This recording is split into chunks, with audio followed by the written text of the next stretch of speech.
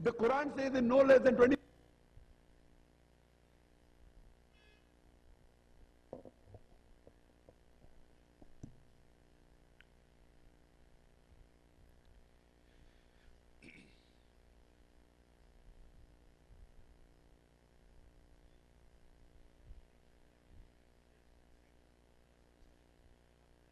اعوذ باللہ من الشیطان الرجیم بسم اللہ الرحمن الرحیم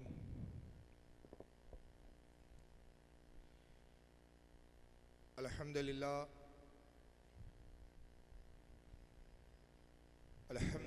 رب العالمین والعاقبۃ للمتقین والصلاة والسلام علی سید الانبیاء والمرسلین قال اللہ تبارک و تعالی فی القرآن المجید والفرقان الحمید ورفعنا لک ذکرک صدق اللہ العظیم صدق صادق المصدوق علیہ صلاۃ و تسلیم ان اللہ وملائکتہ یصلون علی النبی یا ایہا الذین آمنوا صلوا علیہ وسلموا تسلیما اللہم صلی علی سیدنا مولانا جد الحسن وعلى آل سیدنا و مولانا محمد مبارک علیہ وعلى آلہ واصحابہ واہل بیتہ وذریاتہ وبارک وسلم صلاۃ و سلام علیک یا رسول اللہ صلی اللہ تعالی وسلم۔ ایکو کم کر دیجئے اس کا، آواز بڑھائیے، ایکو کم کیجئے، آواز بڑھائیں، ایک کو کم کریں۔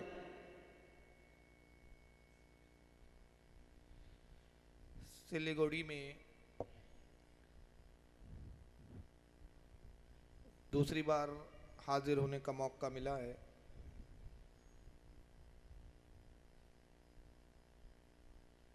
اس سے قبل بھی تقریباً 6 یا 7 مہینے پہلے حاضر ہوا تھا۔ اللہ کا شکر ہے کہ بہت ہی قلیل عرصے میں ایک بار پھر حاضر ہونے کا اور آپ سے کچھ بیان کرنے کا موقع عطا ہوا ہے۔ سب سے پہلے میں اپنے تمام علماء اہل سنت کی بارگاہ میں خراج تحسین پیش کرتے ہوئے بہت ہی ان کا ممنون و مشکور ہوں۔ دل کی گہرائیوں کے ساتھ ان کا شکریہ ادا کرتا ہوں کہ اپنے قیمتی اوقات میں سے آج کے جلسے کے لیے چند گھڑیاں انہوں نے عطا کی اور جلسے میں تشریف لا کر آج اس مسند کو انہوں نے زینت بخشی۔ اللہ تعالی ہمارے ان تمام علماء اہل سنت کی عمروں میں، علم میں، رزق میں خیر و برکت عطا فرمائے، آمین۔ ساتھ ہی تمام یہ نوجوان جنہوں نے آج کی اس بزم کو سجایا، ان کے لیے بھی دل کی گہرائیوں کے ساتھ اللہ کی بارگاہ میں دعا گو ہوں کہ خالق کائنات ہمارے ان تمام نوجوانوں کے حوصلے کو بلند فرمائے، پروردگار عالم اس کا انہیں بہترین اجر عظیم عطا فرمائے اور ان کی ان خدمات کو قبول فرما کے رب تبارک و تعالی ان کے علم و عمل، عمر و رزق میں تمام چیزوں میں برکت عطا فرمائے۔ آج کے پروگرام کے عنوان کے تعلق سے آپ یہ جانتے ہیں کہ آج کا یہ جلسے کا عنوان پیغام حق کانفرنس ہے۔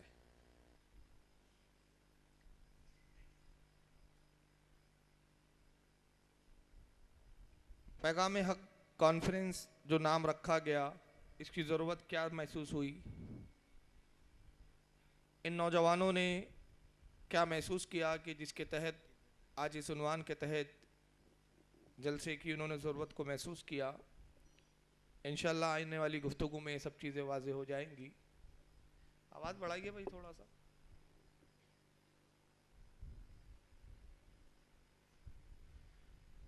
لیکن آج کی میں گفتگو وہاں سے شروع کرنا چاہتا ہوں جو عموماً ہمارے فریق مخالف کا عنوان سخن رہتا ہے۔ اور قوم کا ایک بہت بڑا طبقہ جو خصوصاً اپنے آپ کو بہت پڑھا لکھا سمجھتا ہے، حالانکہ دنیاوی تعلیم سے کوئی آدمی پڑھا لکھا نہیں ہوتا، میں بھی دنیاوی تعلیم یافتہ ہوں، لیکن ساتھ میں چونکہ دینی تعلیم بھی ہے تو میں جانتا ہوں کہ دنیاوی تعلیم سے زیادہ اہمیت دینی تعلیم کی ہوتی ہے۔ قیامت کے دن ہم سے یہ نہیں پوچھا جائے گا کہ آپ دنیا میں کون سی ڈگری لے کر آپ نے پڑھا تھا، کون سی ڈگری تھی آپ کے پاس، لیکن دین کے حوالے سے ضرور پوچھا جائے گا۔ تو حقیقی پڑھا لکھا وہ ہوتا ہے، دنیا میں آپ کتنا ہی پڑھ لکھ لیجئے، میں نے بھی بی اے بھی کیا، LLB بھی کیا، پریکٹس نہیں کرتا ہوں، گریجویشن بھی ہے، پوسٹ گریجویشن بھی ہے، لیکن مجھے پتا ہے کہ یہ سب چیزیں نہ قبر میں پوچھے جانے والی ہے، نہ قیامت کے دن پوچھے جانے والی ہے۔ جو چیز پوچھے جانے والی ہے اس تعلق سے ہم بڑے غافل ہیں۔ ہم سمجھتے ہیں کہ اگر ہم نے دنیا میں بڑی ڈگری حاصل کر لی، اگر ہم انجینئر بن گئے، ڈاکٹر بن گئے یا وکیل ہو گئے تو بہت بڑا تیر مار لیا۔ حالانکہ یاد رکھیے کہ ساری تعلیم اور یہ ساری جو تعلیم کا جو سسٹم ہے، جو تعلق ہے، یہ صرف دنیاوی فائدے کی حد تک ہے، آخرت میں اس کا کوئی فائدہ نہیں ہے۔ تو ایک ایسا طبقہ جو اپنے آپ کو پڑھا لکھا سمجھتا ہے، لیکن میرے حقیقی طور پر میں ان کو پڑھا لکھا نہیں سمجھتا، پڑھے لکھے گوار نظر آتے ہیں وہ لوگ میری نظر۔ اس کی وجہ یہ ہے کہ پڑھتے دنیا ہے، تقابل اپنے علم کے ساتھ دین کی تعلیم سے کرتے ہیں۔ فیلڈ الگ الگ ہوتی ہے، آپ کو معلوم ہونا چاہیے۔ اگر ایک شخص ایک ڈاکٹر کے پاس جائیں اور وہ ڈاکٹر MBBS بھی ہو اور MD بھی ہو، بلکہ سول سرجن ہو، اپنے وقت کا بہت ماہر ڈاکٹر اور امریکہ سے ڈگری لے کر آیا ہو، امریکہ سے پڑھ کر آیا ہو، آپ جائیں اور اس کے پاس جا کے کہیں کہ ڈاکٹر صاحب آپ بہت پڑھے لکھے آدمی ہیں، میں بھی اپنا گھر تعمیر کر رہا ہوں، میں چاہتا ہوں کہ آپ میرے گھر کا ڈائیگرام اور نقشہ بنائیں، کیونکہ آپ بہت قابل ہیں، بہت پڑھے لکھے ہیں۔ تو ڈاکٹر سننے کے بعد کہیں گا پاگل معلوم ہوتا ہے، احمق آدمی، میں ڈاکٹر ضرور ہوں، پڑھا لکھا ضرور ہوں، لیکن یہ میری لائن اور میری فیلڈ نہیں ہے۔ اگر بیمار ہو تو میرے پاس آؤ، یہ نقشہ بنانا میرا کام نہیں ہے، مجھے نہیں پتا کہ نقشے کیسے بنائے جاتے ہیں گھر کے، مجھے نہیں پتا کہ جب گھر بنایا جاتا ہے تو کالم میں کیسی راڈیں اور سلاکیں ڈالی جاتی ہے، کیا میٹیریل ہونا چاہیے، کتنی بڑی آپ عمارت بنا رہے تو اس کے لیے کتنا موٹا کالم ہونا چاہیے، میں نہیں جانتا۔ آپ اس کے لیے کسی سول انجینئر کے پاس جائیے، کیونکہ اس کام کا ماہر سول انجینئر ہوتا ہے۔ لیکن ایک شخص سول انجینئر کے پاس جائے اور کہے دیکھیے کہ صاحب آپ بہت پڑھے لکھے ہیں، آپ نے BE کیا ہے، MBA کیا ہے، آپ امریکہ سے سیکھ کر آئے ہیں، آپ بہت بڑے انجینئر ہیں، بہت بڑے پڑھے لکھے قابل آدمی ہیں، اس وقت میرے پیٹ میں بہت درد ہو رہا ہے، آپ کوئی اچھی سی دوا دے دیجئے۔ تو وہ سول انجینئر کہیں گا احمق اور پاگل معلوم ہوتے ہو، صاحب یہ میری لائن نہیں ہے، مجھے تو یہ بتائیے کہ کہاں پل کیسے بنانا ہے، مکان کیسے بنانا ہے، چھت کیسے بنانا ہے، نقشہ کیسے بنانا ہے۔ میں یہ بتا سکتا ہوں کہ پیٹ درد کا علاج میں نہیں کر سکتا، اس کے لیے آپ کسی ڈاکٹر کے پاس جائیے۔ بتانے کا مقصد یہ ہے کہ جو جس فیلڈ کا ماہر ہوتا ہے اسی فیلڈ والے کے پاس آدمی کو جانا چاہیے۔ مگر تعجب کی بات ہے، پڑھنے والا ایک MA کرتا ہے، BA کرتا ہے، BSc کرتا ہے، MSc کرتا ہے اور مشورہ علماء کو دینا شروع کر دیتا ہے، سمجھانا وہ دین کے معاملے میں شروع کر دیتا ہے، دین کی معلومات بالکل زیرو ہوتی ہے۔ تو نتیجہ کیا ہوتا ہے کہ جس قسم کے خیالات ہوتے ہیں وہ کیسے ہو جاتے ہیں ایسے لوگوں کے خیالات، چونکہ دین کی ادھوری تعلیم ہوتی ہے، اور جن لوگوں سے واسطہ پڑتا ہے اس پڑھے لکھے طبقے کا، وہ اتنا مکار اور اتنا بدماش فرقہ ہوتا ہے کہ وہ کبھی بھی دین پورا نہیں بتاتا، وہ دین کے انہی گوشوں کو سامنے لاتا ہے جس سے اس کا اپنا مفاد اور اپنا الو سیدھا ہو جائے۔ چنانچہ نتیجہ یہ ہوتا ہے کہ ادھوری معلومات، ادھوری چیزیں انسان کے لیے نقصان دہ ہوتی ہے، اور نتیجہ یہ ہوتا ہے کہ دین چوپٹ ہو کے رہ جاتا ہے۔ ہمارا پڑھا لکھا طبقہ جب ان کے بیانوں میں جاتا ہے تو کہتا ہے کہ دیکھیں ہم وہاں جاتے ہیں تو ہمیں بڑا مزہ آتا ہے، وہ کتنی اچھی بات کرتے ہیں اور رسول اللہ کی اخلاق کی بات کرتے ہیں اور رسول اللہ کی سیرت کی بات کرتے ہیں اور رسول اللہ صلی اللہ علیہ وسلم کی زندگی کے کردار اور زندگی کے مختلف گوشوں کو وہ اجاگر کرتے ہیں، مگر اس کے برعکس جب بھی کسی سنیوں کے جلسے میں جاتے ہیں تو بس یہی سننے کو ملتا ہے، دیکھو صاحب اس کے پاس مت بیٹھو، اس کے پاس مت جاؤ، یہ کافر ہے، یہ اسلام سے خارج ہے، یہ اسلام میں نہیں ہے، یہ سچا مسلمان نہیں ہے۔ تو سنیوں کے جلسوں میں کاٹنے کی بات ہوتی ہے، جبکہ ان کے ہاں کے جلسوں میں جوڑنے کی بات ہوتی ہے۔ بظاہر یہ چیز ایک متاثر کرنے والی ہے، جو اسلام کو پورا نہیں جانتا یا اسلام کی تھیوریوں اور اس کے نظریوں کو نہیں سمجھتا، فطری طور پر اس طرح کی اس کی باتیں کرنا اور ان کے پروگرامات سے متاثر ہونا ایک فطری بات ہوتی ہے۔ لیکن اگر اسلام کو سمجھنا ہے اور جاننا ہے کہ حقیقت کیا ہے، یاد رکھیے ہر سکے کے دو پہلو ہوتے ہیں، ایک پہلو کا کبھی کوئی سکہ ہوتا ہی نہیں ہے۔ ایسا کوئی سکہ بن سکتا ہے جس کا صرف ایک حصہ اور دوسرا حصہ ہی نہ ہو؟ لیکن اگر آپ سکے کا ایک ہی پہلو دیکھیں اور پیچھے کی طرف دیکھنا ہی نہ چاہیں کہ پیچھے کے طرف کا حصہ کیسا ہے، وہ کھرا ہے کہ کھوٹا ہے، تو آپ نے سامنے کی طرف کے حصے کو دیکھا، خوشنما نظر آیا اور اسی پہ خوش ہو گئے کہ سکہ بڑا کام کا ہے، مگر جب آپ اس کو بازار میں لے جاتے ہیں تو لینے والا دونوں طرف کے حصوں کو دیکھتا ہے اور دیکھنے کے بعد کہتا ہے جناب سامنے کا حصہ تو آپ نے دکھایا یہ بڑا چمکدار ہے، پیچھے کا حصہ دیکھا آپ نے یہ کھوٹا ہے، لہٰذا یہ سکہ نہیں چلنے والا، سکہ وہی چلے گا جو دونوں طرف سے برابر ہو۔ تو جب دنیا میں ایک سکہ نہیں چل سکتا جو ایک طرف سے، تو دین اور اسلام ادھوری باتوں پہ نہیں چل سکتا، ادھوری معلومات پہ نہیں چل سکتا۔ ہم صرف ایک پہلو کو لیں اور دوسرے پہلو کو چھوڑ دیں تو اس سے اسلام مکمل نہیں ہو سکتا۔ آپ اپنے تئی اپنے دماغ میں یہ سوچتے رہیں کہ ہم بہت اچھے مسلمان ہیں، بڑے بہترین مسلمان ہیں، آپ کے سمجھنے سے کیا ہوتا ہے؟ مسلمان وہ ہوتا ہے جس کو اللہ رسول مسلمان قرار دے۔ ایک پہلو کو سامنے لایا گیا، دوسرا پہلو چھپایا جاتا ہے۔ اکثر ان کے جو جلسے ہوتے ہیں وہ بڑے پیار و محبت کی باتیں والے ہوتے ہیں، اور اکثر ہمارے جو جلسے ہوتے ہیں، ہمارے جلسوں میں بھی پیار محبت کی باتیں ہوتی ہے، لیکن زیادہ تر ہمارے جلسوں میں وہ زیادہ باتیں ہوتی ہے جس میں اکھاڑ پکھاڑ، ان کے بقول اکھاڑ پکھاڑ زیادہ ہوتی ہے۔ تو وجہ کیا ہے؟ ہم سول سرجن ہیں، بیماریوں کو جانتے ہیں، اب ہمارا کام ہی آپریشن کرنا ہے۔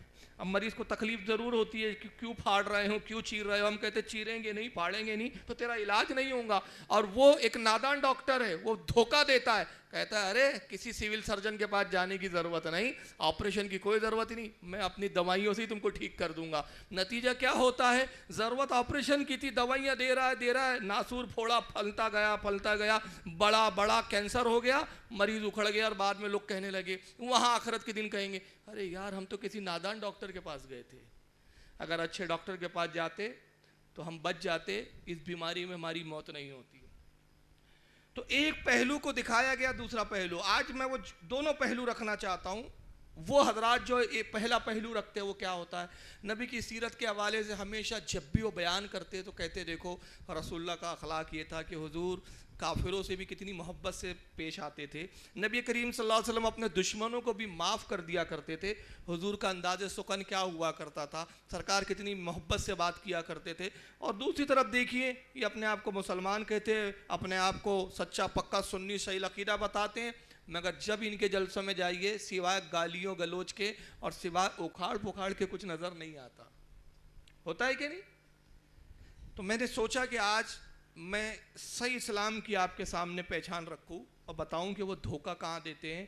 وہ رسول اللہ کی سیرت کا ایک حصہ دکھاتے ہیں، دوسرا حصہ چھپاتے ہیں۔ وہ اس لیے چھپاتے ہیں، انہیں معلوم ہے کہ رسول اللہ کی سیرت کے دوسرے حصے کو جب بھی ہم اجاگر کریں گے ہم اس کے اندر گناہگار، خطاکار اور بدماش اور کمینے نظر آئیں گے۔ اس لیے رسول اللہ کی سیرت کے حصے کو چھپاؤ، جتنا چھپا سکتے ہو چھپاؤ، اور اس کو چھپاتے جا رہے ہیں مسلسل۔ اور ہمارا پڑھا لکھا طبقہ سکے کے ایک ہی حصے کو چمکتا ہوا دیکھ کر سکے کو کھرا سمجھنے لگا ہے۔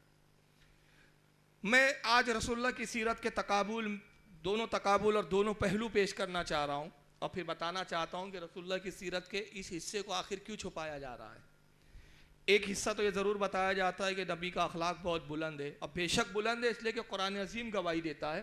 اللہ ارشاد فرماتا ہے وَإِنَّكَ لَا خُلُقٍ عَظِيمٍ، اے میرے حبیب تیرا اخلاق، تیری سیرت بہت بہترین نمونہ ہے، بہترین سیرت کا مالک ہم نے بنا کر بھیجا۔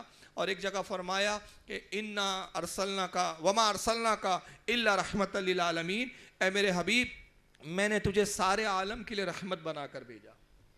تو حضور کی سیرت کا ایک حصہ یہ ہے کہ آپ کا اخلاق بہت بلند ہے. حضور کی سیرت کا ایک حصہ یہ بھی ہے کہ آپ پورے عالم کے لیے رحمت بنا کر بھیجے گئے. اس حوالے سے میں 3 واقعات آپ کے سامنے وہ پیش کر رہا ہوں, بڑے مشہور ہیں, جو اکثر ان کے جلسوں میں اور ان کے پروگراموں میں سنائے جاتے ہیں, اور آپ کو وہی واقعات بتا بتا کے اسلام کا ایک پہلو دکھا کر زور دیا جاتا ہے کہ آپ بھی اسی طرح بنیے. کوئی کچھ بھی کرے, آپ کو کچھ بولنے کی ضرورت نہیں, کیونکہ رسول اللہ صلی اللہ علیہ وسلم کی سیرت یہی بتاتی ہے کہ ہر معاملے کو نظر انداز کیا جائے, معاف کر دیا جائے. تو سیرت کے حوالے سے 3 واقعات میں پیش کر رہا ہوں جو عموماً وہ لوگ بہت بیان کرتے ہیں. ایک واقعہ بڑا مشہور ہے, بیان کیا جاتا ہے کہ نبی کریم صلی اللہ تعالیٰ علیہ وسلم مکہ کی وادیوں میں جب قیام پذیر ہے, مکہ کے اندر جب حضور رہتے اور اعلان نبوت کر دیا آقا نے, فرمایا کہ میں نبی ہوں تو مجھ پر ایمان لاؤ. اب ایسے عالم میں پورا عرب کا جو معاشرہ ہے حضور کا دشمن بنا ہوا ہے. نبی کریم صلی اللہ علیہ وسلم کو پریشان کیا جاتا ہے, ستایا جاتا ہے, اور ان ستانے والوں میں اور پریشان کرنے والوں میں جو سب سے بڑھ کر آگے ہے اس کا نام ابو جہل ہے. اہل مکہ اس کو ابو حکم کہتے ہیں, مگر نبی نے اس کو ابو جہل کا خطاب دے دیا, کہا کہ جاہلوں کا باپ ہے. اور اہل عرب اس کو ابو حکم کہتے تھے, حکمتوں کا باپ. یہ ابو جہل کا عالم یہ تھا کہ کوئی ایسا موقع نہیں چھوڑتا تھا کہ جہاں نبی پاک صلی اللہ تعالی علیہ وسلم کو یہ پریشان نہ کرے. اس نے ایسے ایسے ظلم و ستم ڈھائے, اور ایسا کوئی موقع نہیں چھوڑا کہ جہاں اسے موقع نظر آیا کہ یہاں میں محمد صلی اللہ علیہ وسلم کو تکلیف دے سکتا ہوں, اس سے وہ کبھی نہیں چکا اس موقع سے فائدہ اٹھانے سے. تو ایک بڑا مشہور معاملہ اور واقعہ تاریخ کے میں ملتا ہے کہ حضور ایک مرتبہ خانہ کعبہ میں داخل ہوتے ہیں اور نبی پاک صلی اللہ تعالی وسلم نماز ادا فرما رہے ہیں, نماز پڑھ رہے ہیں.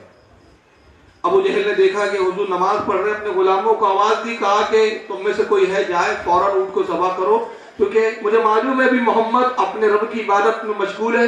بڑے طویل عبادت ہوتی ہے محمد کی, سجدہ بڑا طویل کرتا ہے محمد, رکوع بڑا طویل کرتا ہے محمد, ابھی کافی وقت لگے گا محمد کو اپنی عبادت سے فارغ ہونے کے لیے.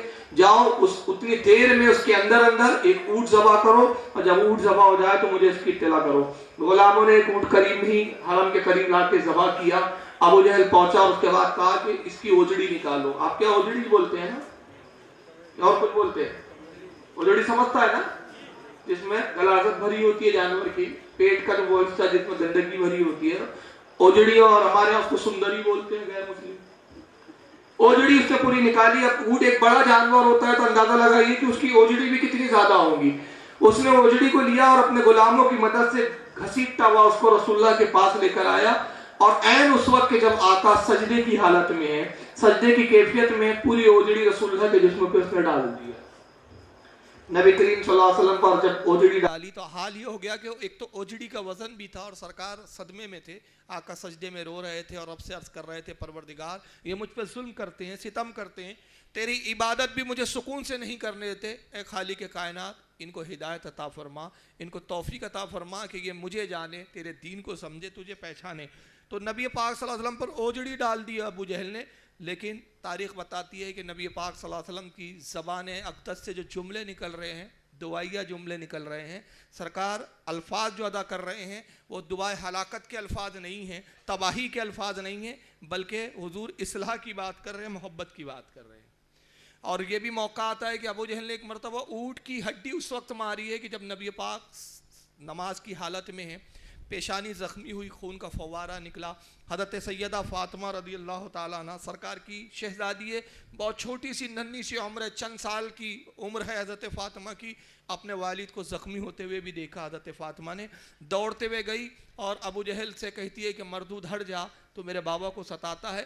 دیکھا کہ نبی پاک کی پیشانی سے خون بہہ رہا ہے, تو حدیث کے الفاظ ہے, روایت میں آتا ہے کہ ایک ٹاٹ کو لیا جناب سیدہ فاطمہ نے, ٹاٹ جو ہوتا ہے اس کو جلایا, راکھ بنائی, اور وہ راکھ حضور کی پیشانی میں زخم پہ بھرتی تھی اور کہتی تھی اللہ ابو جہل کو تباہ کر دے, پروردگار ابو حکم کو ہلاک کر دے. اللہ کے نبی نے فرمایا اے بیٹی فاطمہ, تو میری شہزادی ہے, تیرا باپ کب کسی کو برا کہنے کے لیے پیدا ہوا ہے, تیرے باپ نے کب کسی کو بد دعائیں دی ہے, تیرے باپ نے کب کسی کے لیے دعائیں ہلاکت کی ہے. اے میری بیٹی فاطمہ, خدا کے واسطے خاموش ہو جا, اللہ رب العزت اس کا اجر عظیم عطا فرمانے والا ہے. حضور اپنی بیٹی کو بھی روک رہے ہیں, اور ایک مقام پہ فرمایا کہ فاطمہ اپنے زبان کو خاموش کر لے, کہیں ایسا نہ ہو کہ رب تبارک و تعالیٰ تیری اس فریاد کو قبول کر لے اور آج ہی قیامت نہ آ جائے. یہ رسول اللہ صلی اللہ علیہ وسلم کی سیرت کا ایک پہلو نظر آتا ہے۔ پھر ایک پہلو ہمیں حضور کا وہ بھی نظر آتا ہے کہ حضور جب نماز کے لیے تشریف لے جاتے ہیں خانہ کعبہ میں، راستے میں ایک ضعیفہ اور ایک بڑھیا کا گھر پڑتا ہے، اور اس بڑھیا کا بڑا عجیب مشغلہ اور معمول ہے۔ کیا معمول ہے؟ حضور کے انتظار میں بیٹھی رہتی ہے، کب محمد یہاں سے گزرے، انتظار کر رہی ہے، اور جیسی رسول اللہ اس کے گھر کے قریب سے گزرتے، 2 منزلہ مکان ہے، اوپر کی منزل پہ دوڑتے ہوئے جاتی ہے، کھڑکی کھولتی ہے اور اوپر سے گرم گرم راکھ جو ہوتی ہے جلتی ہوئی حضور کی طرف پھینک دیتی ہے۔ سرکار کا جسم پر راکھ گرتی ہے، اور نبی پاک صلی اللہ تعالی وسلم کا جسم جو ہے وہ اس راکھ کی وجہ سے جھلس جاتا ہے، بعض وقت کپڑے بھی جل جاتے، مگر آقا ان کپڑوں پہ سے راکھ کو جھٹک دیتے ہیں، اور آسمان کی طرف نگاہ کر کے الفاظ یہی نکلتے ہیں، رب کائنات اس ضعیفہ کو معاف فرما دے، اے پروردگار عالم میں اس کا کوئی بدلہ نہیں چاہتا، اے رب قدیر اس کے دل کے دریچوں کو کھول دے، اس کو اسلام کی طرف راغب فرما۔ یہاں تک کہ لکھنے والے اور مورخ بیان کرتے ہیں، سیرت نگار بیان کرتے ہیں کہ بعض وقت گھر میں جو اس کے بچے ہوتے تھے چھوٹے کچھ، وہ غلاظتیں اٹھا کے لاتی ان بچوں کی، اور نعوذ باللہ من ذالک رسول اللہ پہ وہ غلاظتیں بھی پھینک دیا کرتی تھی، اور جس دن اس کے پاس رسول کے جسم پر ڈالنے کے لیے کچھ نہیں ہوتا تو صحن کے اندر اور دور جا کے کانٹے ببول کے کانٹوں کو وہ چن کر لاتی اور اس راستے میں بچھا دیتی جس راستے سے سرکار کو گزرنا ہے، تاکہ محمد صلی اللہ علیہ وسلم جب گزرے تو یہ کانٹے لباس میں الجھ جائیں، کپڑے آپ کے جو ہے پھٹ جائیں، آپ کے پیر زخمی ہو جائے۔ یہ اس کا معمول ہے کہ رسول اللہ کو ستانے اور پریشان کرنے میں کبھی وہ کوتاہی نہیں کرتی ہے، حضور کے انتظار میں رہتی ہے اور سمجھتی ہے کہ جتنا میں محمد کو ستاؤں گی گویا اتنے میرے معبود مجھ سے راضی ہو جائیں گے۔ اپنے باطل دین پر اتنی اڑی ہوئی ہے وہ ضعیفہ، مگر ایک مرتبہ کیا ہوتا ہے کہ نبی کریم صلی اللہ تعالی وسلم اس راستے سے گزرتے ہیں، مگر کچرا نہیں ڈالا گیا حضور کے اوپر، راستے میں کانٹے نظر نہیں آئے، غلاظت نہیں پھینکی گئی۔ آپ بڑے متعجب ہوئے کہ آج کیا بات ہے کہ ضعیفہ کا معمول ہے، موقع کی تلاش میں ہوتی ہے، مگر آج کچرا نہیں ڈالا گیا ہے، آج غلاظت نہیں پھینکی گئی ہے۔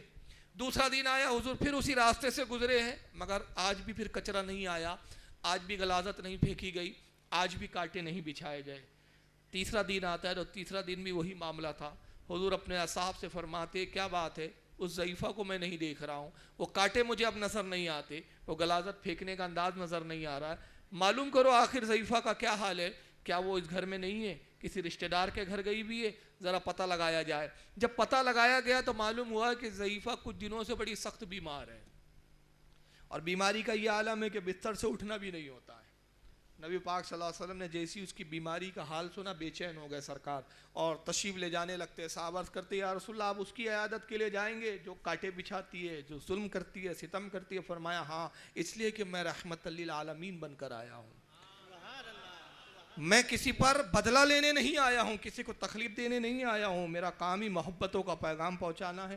حضور تشریف لے جاتے ہیں، ضعیفہ کے قریب پہنچے، ضعیفہ نے دیکھا اٹھنا چاہا، اٹھ نہ سکی، حضور نے فرمایا آرام کرو، تمہیں کوئی ضرورت نہیں اٹھنے کی، اور اے ضعیفہ تم میری ماں کی طرح ہو، میرے ماں کی عمر کی ہو، اگر تمہارا کوئی دوا لانے والا نہ ہو تو مجھ سے کہو تاکہ میں تمہارے لیے دواؤں کا انتظام کر دوں۔ اے ضعیفہ تیرے گھر میں کوئی کام باقی رہ گیا ہو تو مجھ سے کہے کہ میں گھر میں تیرا کام کر دوں، اگر تجھے کھانے کی حاجت ہو تو مجھ سے کہے میں تیرے لیے کھانا لا دوں۔ اب حضور خدمت کے لیے آمادہ ہے اور اس سے فرما رہے ہیں تجھے جو خدمت لینا ہے محمد سے لے لے، محمد تیری خدمت کرنے کے لیے تیار ہے۔ ضعیفہ نے جیسے یہ جملے سنے آنکھوں سے آنسوں کے دھارے بہنے لگے اور روتے ہوئے عرض کرتی ہے اے محمد صلی اللہ علیہ وسلم، قسم خدا کی میں آپ سے بڑی نفرت کرتی تھی، آپ کو میں بہت بڑا دشمن جانتی تھی، لیکن اس پاک پروردگار کی قسم جس نے آپ کو نبی بنا کر بھیجا، آپ کا رب بھی سچا ہے، آپ بھی سچا ہے کہ میں نے ایسا دشمنوں سے سلوک کرنے والا آج تک کوئی شخص نہیں دیکھا کہ جو دشمن ہمیشہ جسے ستاتا ہو، یہ وہ موقع ہوتا ہے کہ آپ چاہتے تو مجھ سے بدلہ لے سکتے تھے، آپ چاہتے تو اپنے ساتھیوں کی جو ہے ذریعے مجھے ہلاک اور تباہ کر سکتے تھے، مگر اے محمد آپ نے معاف بھی کیا، اور صرف معاف نہ کیا بلکہ یہ محبتوں کا سلوک ہے، یہ محبتوں کا انداز ہے۔ اے محمد آپ ہاتھ بڑھائیے تاکہ میں اسلام قبول کر لوں۔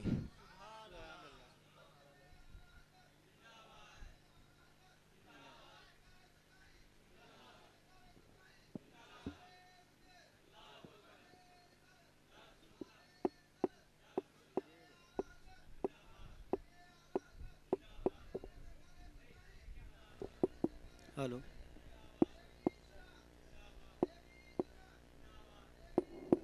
नारे तकबीर, नारे रिसालत, उलमाए अहले सुन्नत, नारे तकबीर, पैगाम हक कॉन्फ्रेंस, नारे तकबीर, नारे रिसालत, पीरे तरीक़त, सूफिये मिल्लत, उलमाए अहले सुन्नत, फैज़ाने के छोचा मुक़द्दसा, फैज़ाने बरेली शरीफ, मसलके आला हज़रत, नारे तकबीर, नारे रिसालत। तशरीफ रखें।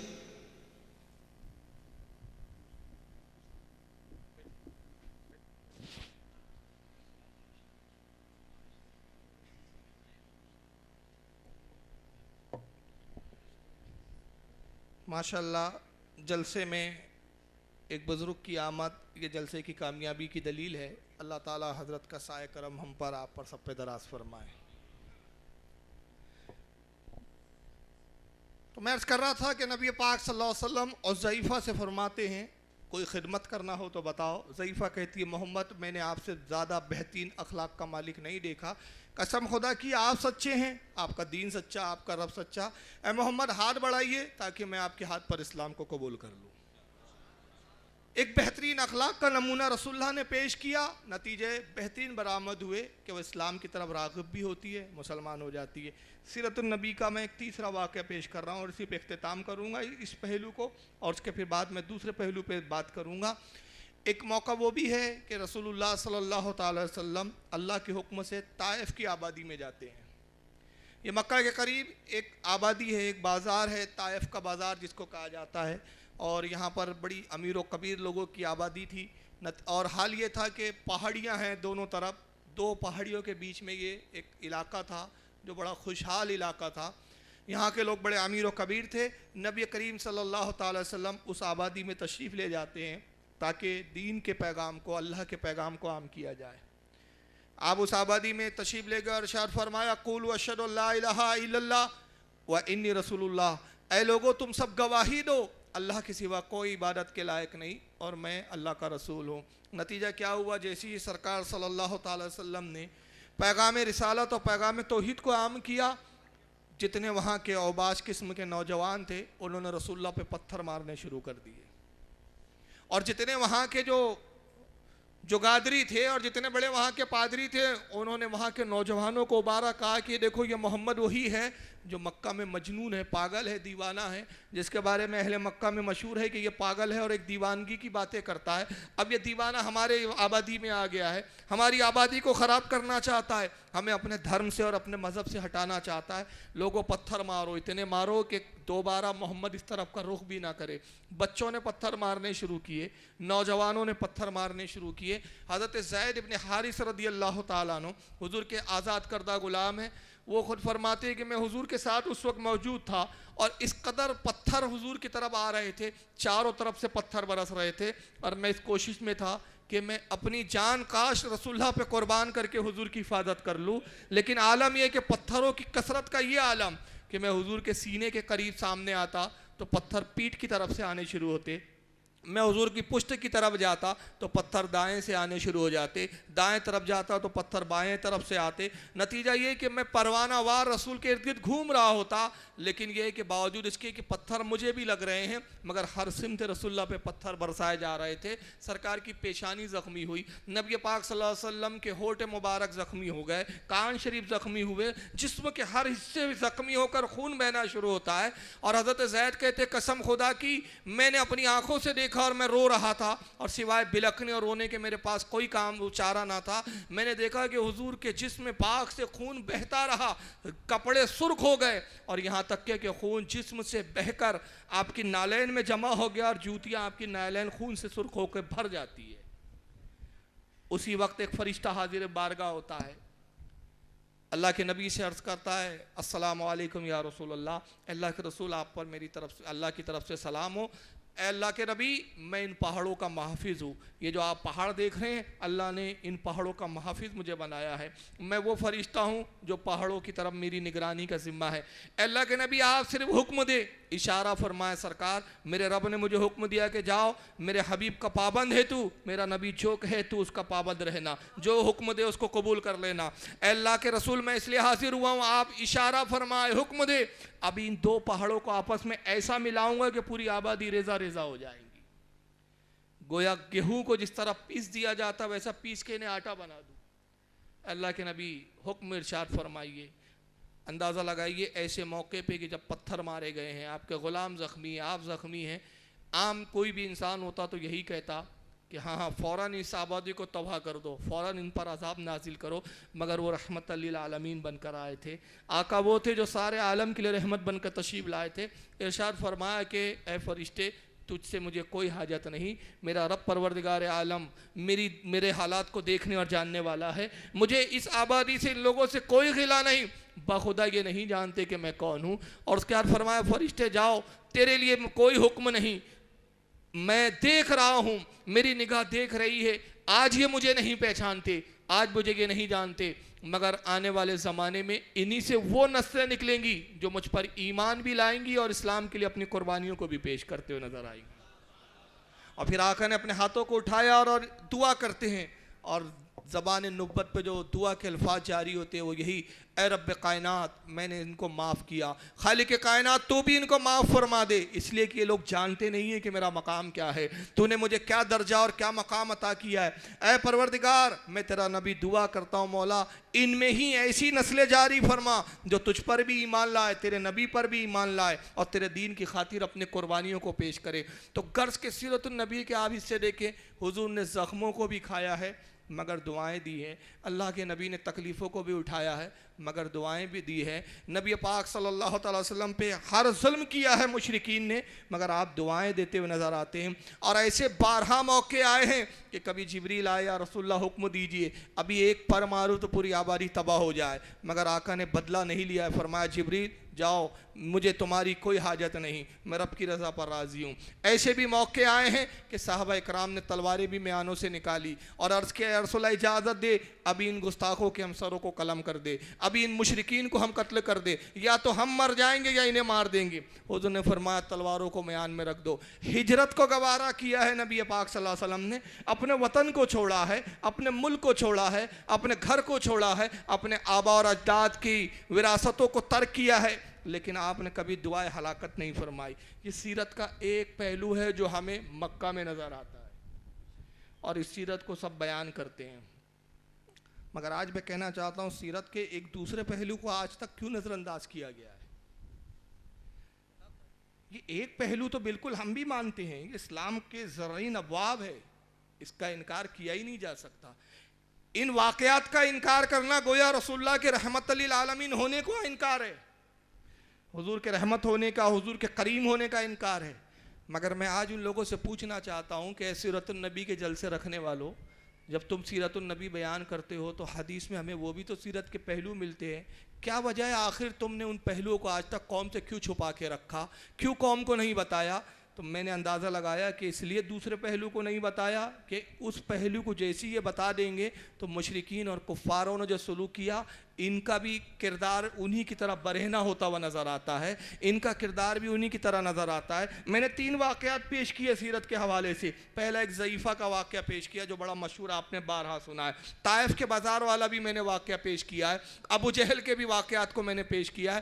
مگر آئیے سیرت النبی کا ایک میں یہ پہلو بھی بتاؤں جس کو حضرت امام احمد بن مبارک رحمت اللہ تعالیٰ علیہ بہت بڑے محدث گزرے ہیں, حضرت شیخ عبدالعزیز دباغ جو اپنے صدی کے مجدد مانے جاتے ہیں, بڑے عظیم ترین بزرگ مانے جاتے ہیں, ان کی ملفوظات الابریز کے اندر اس حدیث کو انہوں نے نقل کیا. اور یہ وہ کتاب ہے جس کو دیوبندی بھی مانتے ہیں, اور صرف مانتے نہیں ہیں بلکہ آپ کھولیے فضائل اعمال تو ایسی کون سی فضائل اعمال پہ باب نہیں ہے کہ جہاں پہ الابریز کے حوالے نہ دیے گئے ہو. بے شمار مقامات پر مولوی زکریا صاحب جو تبلیغی جماعت کا جنہوں نے نصاب لکھا ہے فضائل اعمال کے نام سے الابریز کے حوالے دیے. شیخ عبدالعزیز دباغ رحمت اللہ علیہ کو بزرگ ترین ہستی جانا ہے, اور بزرگ مانا ہے ان کے یہ شاگرد رفیق ہے جنہوں نے ان کی ملفوظات کو جمع کیا. الابریز صفحہ نمبر اس کا 277 ہے.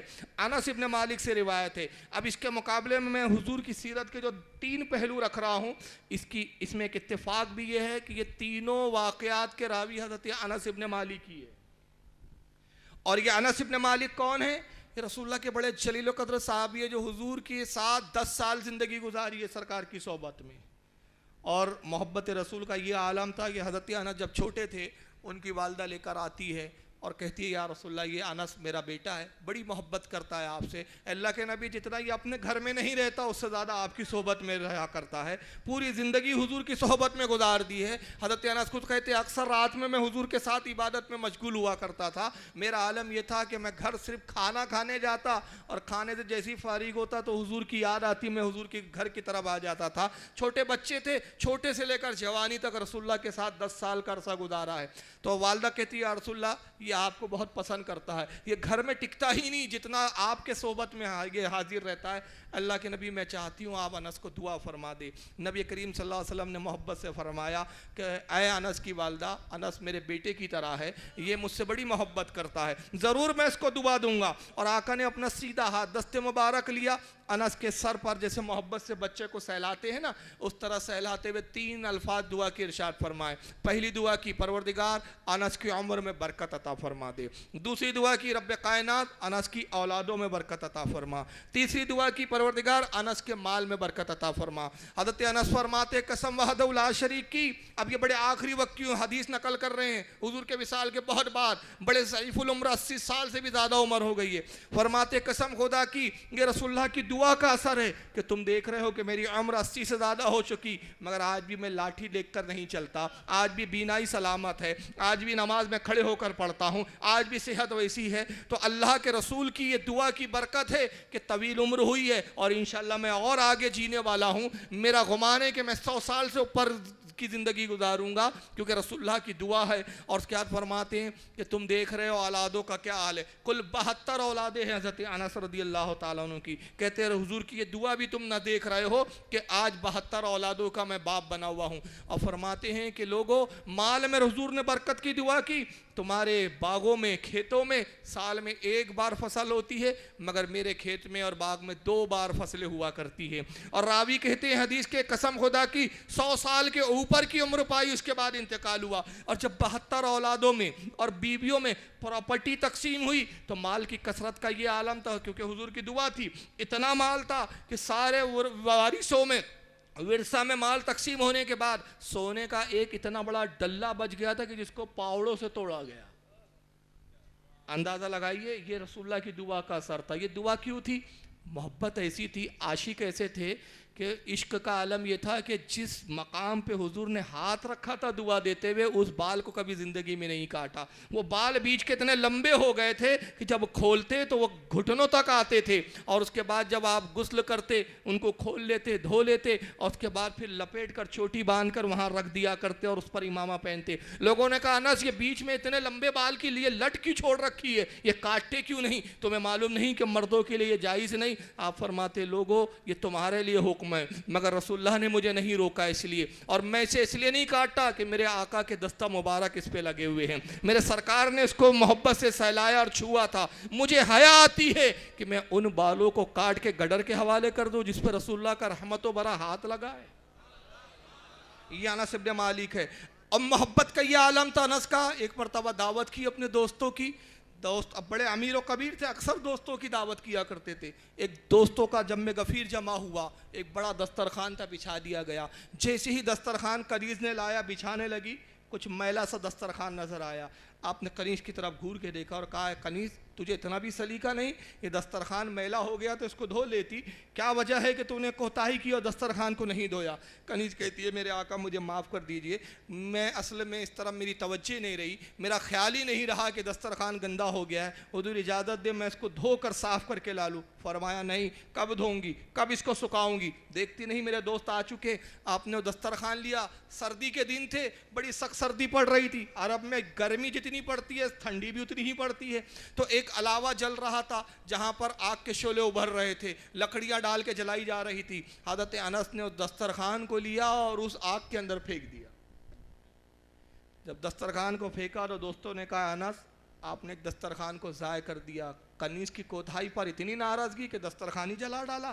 آپ نے کہا نہیں، قسم خدا کی یہ دسترخوان نہیں جلے گا، میں نے اسے جلانے کے لیے نہیں پھینکا ہے، اس کو صاف کرنے کے لیے ڈالا ہے، یہ صاف ہو کے بالکل کلین ہو کر نکلے گا۔ پھر اپنا ہاتھ ڈالا، دسترخوان نکالا، دوست حیرت زدہ رہ گئے، نہ حضرت انس کا ہاتھ جلا تھا جبکہ آگ میں ہاتھ داخل کیا ہے، نہ دسترخوان کے جو ہے کپڑے کا ایک دھاگے کا ریشہ نہیں جلا تھا، لیکن میل صاف ہو چکا تھا، دسترخوان بالکل کلین اور صاف تھا۔ دوست بڑے متعجب ہوئے، عرض کیا انس کیا بات ہے؟ بڑی عجیب بات ہے کہ میل جل گیا، دسترخوان سلامت ہے اور صاف ستھرا ہو کے نکلا ہے، اس کی وجہ کیا ہے؟ فرماتے سنو، وجہ یہ ہے کہ ایک مرتبہ میں نے نبی کریم صلی اللہ تعالی وسلم کی جو ہے دعوت کی تھی اور آقا کو اسی دسترخوان پر میں نے کھانا کھلایا تھا، سرکار نے اسی دسترخوان پہ کھانا تناول کیا، اور جب حضور کھانے سے فارغ ہو گئے، اس سے پہلے کہ میں سرائی لاتا، اس سے پہلے کہ میں حضور کے ہاتھ کو دھلاتا، سرکار نے اپنے دست مبارک کو دسترخوان سے پوچھ لیا تھا۔ حضور نے پوچھ لیا، میں نے آگ میں ڈالا، میرا یقین تھا کہ اس کو میرے آقا نے چھو لیا ہے۔ ارے جس کو آقا چھو لے اس کو جہنم کی آگ نہیں جلا سکتی، تو یہ دنیا کی آگ اس کو کیا جلائے گی؟ یہ حضرت انس ہے۔ میں اگر ان کے عشق کے گوشے بتاؤں پھر تقریر بڑی لمبی ہو جائیں گی، مگر میں نے صرف سیرت ان کی جو حالات بتا کے بتانا چاہ رہا ہوں کہ کتنے جلیل و قدر صحابی ہے۔ تو اب بڑے معتبر صحابی ہے، یہ حدیث نقل کرتے ہیں امام احمد بن مبارک، اس کے راوی نقل کرنے والے الابری صفحہ 277 پہ کہتے ہیں، فرماتے ہیں حضرت انس رضی اللہ تعالیٰ عنہ، ہم صحابہ کرام حضور کی خدمت میں موجود تھے، صحابہ کی ایک جمع غفیر تھا، ایک ہجوم تھا، اور حضور بیچ میں بیٹھے ہوئے، سارے صحابہ پروانہ وار حضور کو گھیرے ہوئے ہیں، جیسے شمع نبوت درمیان میں ہو اور سارے پروانے گھیرے ہوئے ہوں، اور صحابہ پھر گفتگو کرتے کہتے یا رسول اللہ، ایک نوجوان ہے فلا فلا قبیلے کا، بڑا عبادت گزار ہے، بڑا نیک سیرت ہے، بھری جوانی میں اس کی عبادتوں کا یہ حال ہے، اے مصطفیٰ صلی اللہ علیہ وسلم، ہم نے ایسے کسی نوجوان کو اتنا عبادت گزار نہیں دیکھا ہے، ہم نے اس عمر میں کسی کو اتنا عابد و زاہد نہیں دیکھا، بڑی عبادتیں کرتا ہے اللہ کے نبی، کوئی لمحہ اس کا عبادت سے خالی نہیں۔ ہم اس کی عبادت دیکھتے ہیں تو اس پہ بڑے متعجب ہوتے ہیں کہ جوانی میں کہ جب کہ لوگ عیش و عشرت میں مبتلا ہوتے ہیں، یہ اللہ کی عبادت میں مشغول ہے۔ سرکار نے فرمایا کہ تم اس کی تعریف کر رہے ہو، اس کا مطلب تم نے اس کو بہت عبادت کرتے ہوئے پایا ہے۔ اچھا وہ تمہیں نظر آ جائے تو پھر مجھ سے ضرور اس کی ملاقات کروانا، ضرور مجھے اس سے ملانا تاکہ میں بھی اس سے ملاقات کروں۔ حضرت انس کہتے بڑی عجیب اتفاق کی بات تھی، جس نوجوان کی عبادت کا ذکر ہم کر رہے تھے، صحابہ جس کی تعریف کر رہے تھے اور ابھی تعریف کر ہی رہے تھے، حضور نے جیسے یہ فرمایا کہ اس سے میری ملاقات کرانا، ہم نے دیکھا کہ وہ نوجوان دوسری سمت سے چلا رہا ہے۔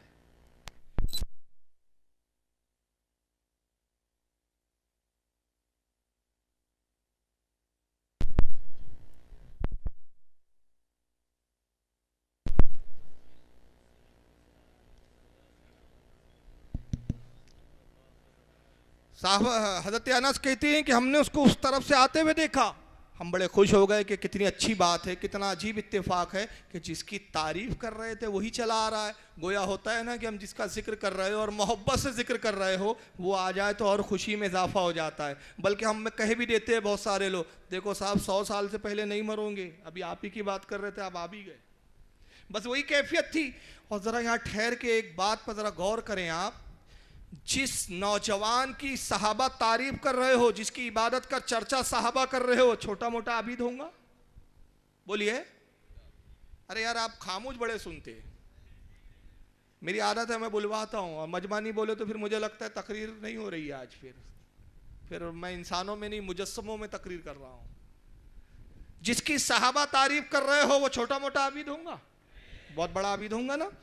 اب وہ نوجوان آ رہا ہے، صحابہ خوش ہو کے کہتے ہیں یا رسول اللہ دیکھیے جس کی ہم بات کر رہے تھے نا سرکار، یہ وہی نوجوان ہے۔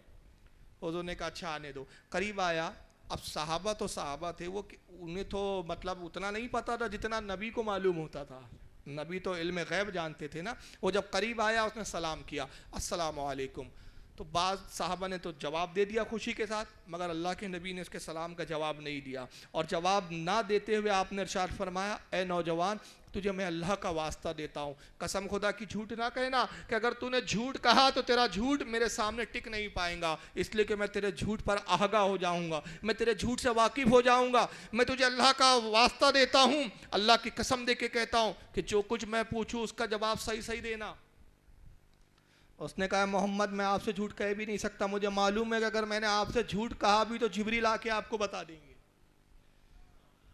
آپ پوچھ کے کیا پوچھنا چاہتے ہیں؟ آپ نے فرمایا تجھے اللہ کی قسم دے کے میں پوچھتا ہوں، بتا جب تو آ رہا تھا اس جماعت پہ تیری نظر پڑی تو دل میں تو یہ خیال نہیں کر رہا تھا کہ کتنے بیوقوف لوگ ہیں، فضول وقت گزار رہے ہیں، فالتو بیٹھے ہوئے ہیں، گپے مار رہے ہیں، فالتو تفریح کرتے بیٹھے ہوئے ہیں، دنیاوی باتوں میں مشغول ہے، ان سے میں کتنا بہتر ہوں کہ ابھی مسجد جا کے نماز پڑھوں گا؟ کیا تو یہ دل میں نہیں سوچ رہا تھا؟ اس نے کہا محمد سچ فرمایا آپ نے، واقعی میرے دل میں یہی خیال آ رہا تھا۔ آقا دل کے حال جان رہے ہیں۔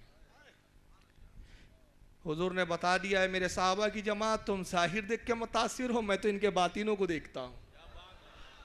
تم جس کی تعریف کر رہے ہو اس کی بدبختی کا یہ عالم ہے کہ تمہیں فالتو بیٹھا ہوا سمجھ رہا ہے، تمہیں دنیاوی کاموں میں مشغول سمجھ رہا ہے، اور اس کی جہالت کا عالم دیکھو۔ میں کہتا ہوں وہ کتنا بڑا جاہل تھا، وہ سوچ یہ رہا ہے کہ صحابہ سے بہتر میں ہوں، اس میں ابو بکر ہے میں ان سے بہتر ہوں، اس میں عمر ہے میں ان سے بہتر ہوں، اس میں عثمان ہے میں بہتر ہوں۔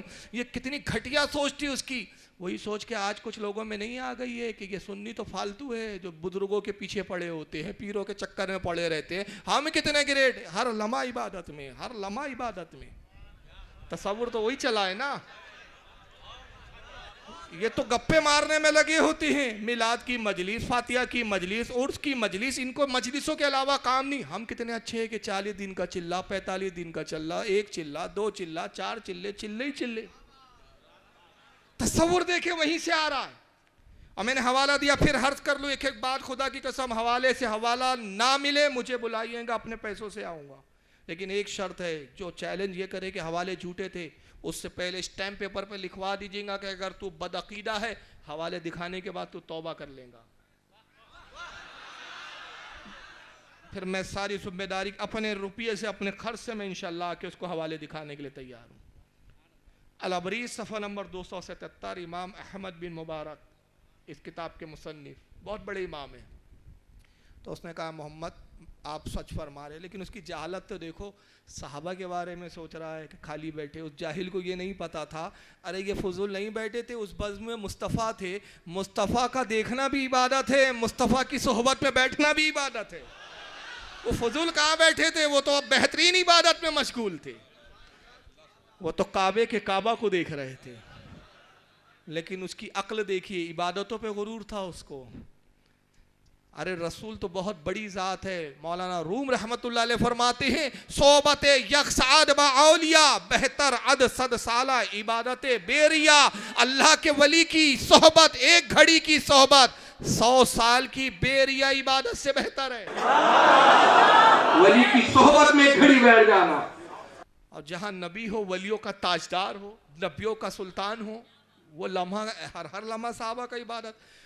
اس نے کہا محمد سچ کہہ رہے۔ سرکار نے بڑے غصے کے عالم میں، جلال میں فرمایا ناراضگی کے ساتھ چل دفع ہو جائے یہاں سے۔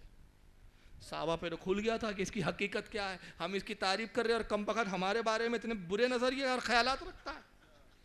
اب وہ مسجد چلا گیا، اچھا اس کی جہالت دیکھیے، توبہ نہیں کی اس نے۔ اب یہ تو سمجھ لینا چاہیے تھا نا اس نے کہ اب محمد نے تو میرے دل کے حال جان لیے، بتا دیا، تو معافی مانگ لیتا، یا رسول اللہ اب یہ دل میں خیال آ گیا، معاف کر دیجئے، دعا کر دیجئے۔ نہیں، اپنی عبادت پہ گھمنڈ تھا، مصطفیٰ کی عطا پر اس کو ناز نہیں تھا، مصطفیٰ کی عطا پر یقین نہیں تھا، عبادت کرنے چلا گیا، عبادت سے جنت لینا چاہتا ہے۔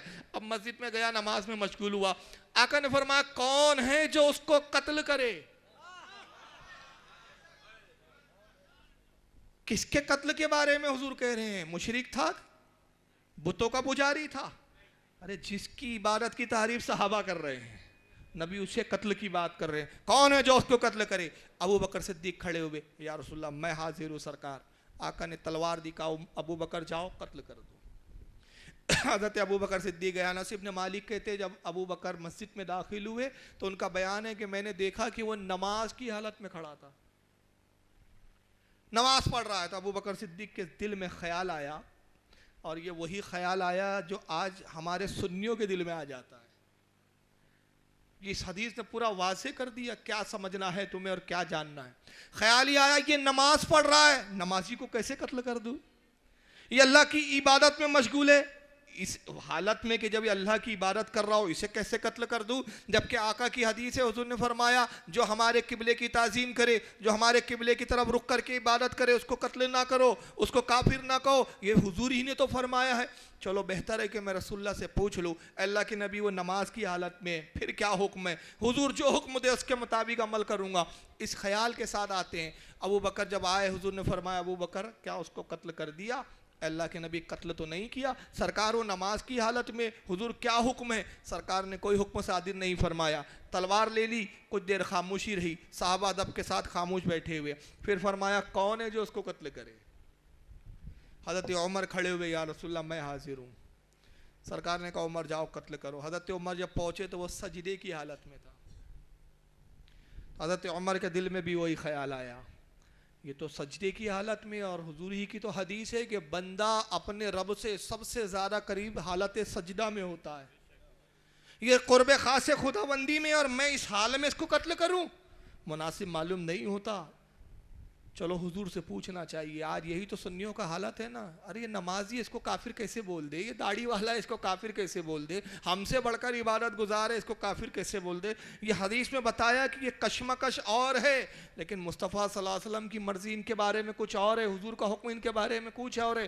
یہ حضرت ابو بکر عمر کے بشری تقاضے تھے کہ دل میں یہ فطری طور پر خیال آیا، واپس آئے کہ حضور سے پوچھوں۔ فرمایا عمر کیا اس کو قتل کیا؟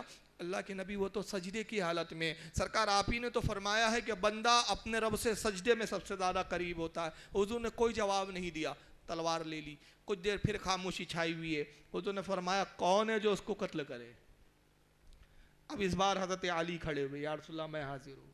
حضور نے تلوار دی اور غیب داں نبی نے ایک جملہ ایسا فرما دیا کہ غیب کی خبر بھی ہو گئی، علی جاؤ اس کو قتل کرو۔ اب حضرت علی فرماتے، انس کہتے ہیں کہ مولا کائنات حضرت علی کے جملے تھے۔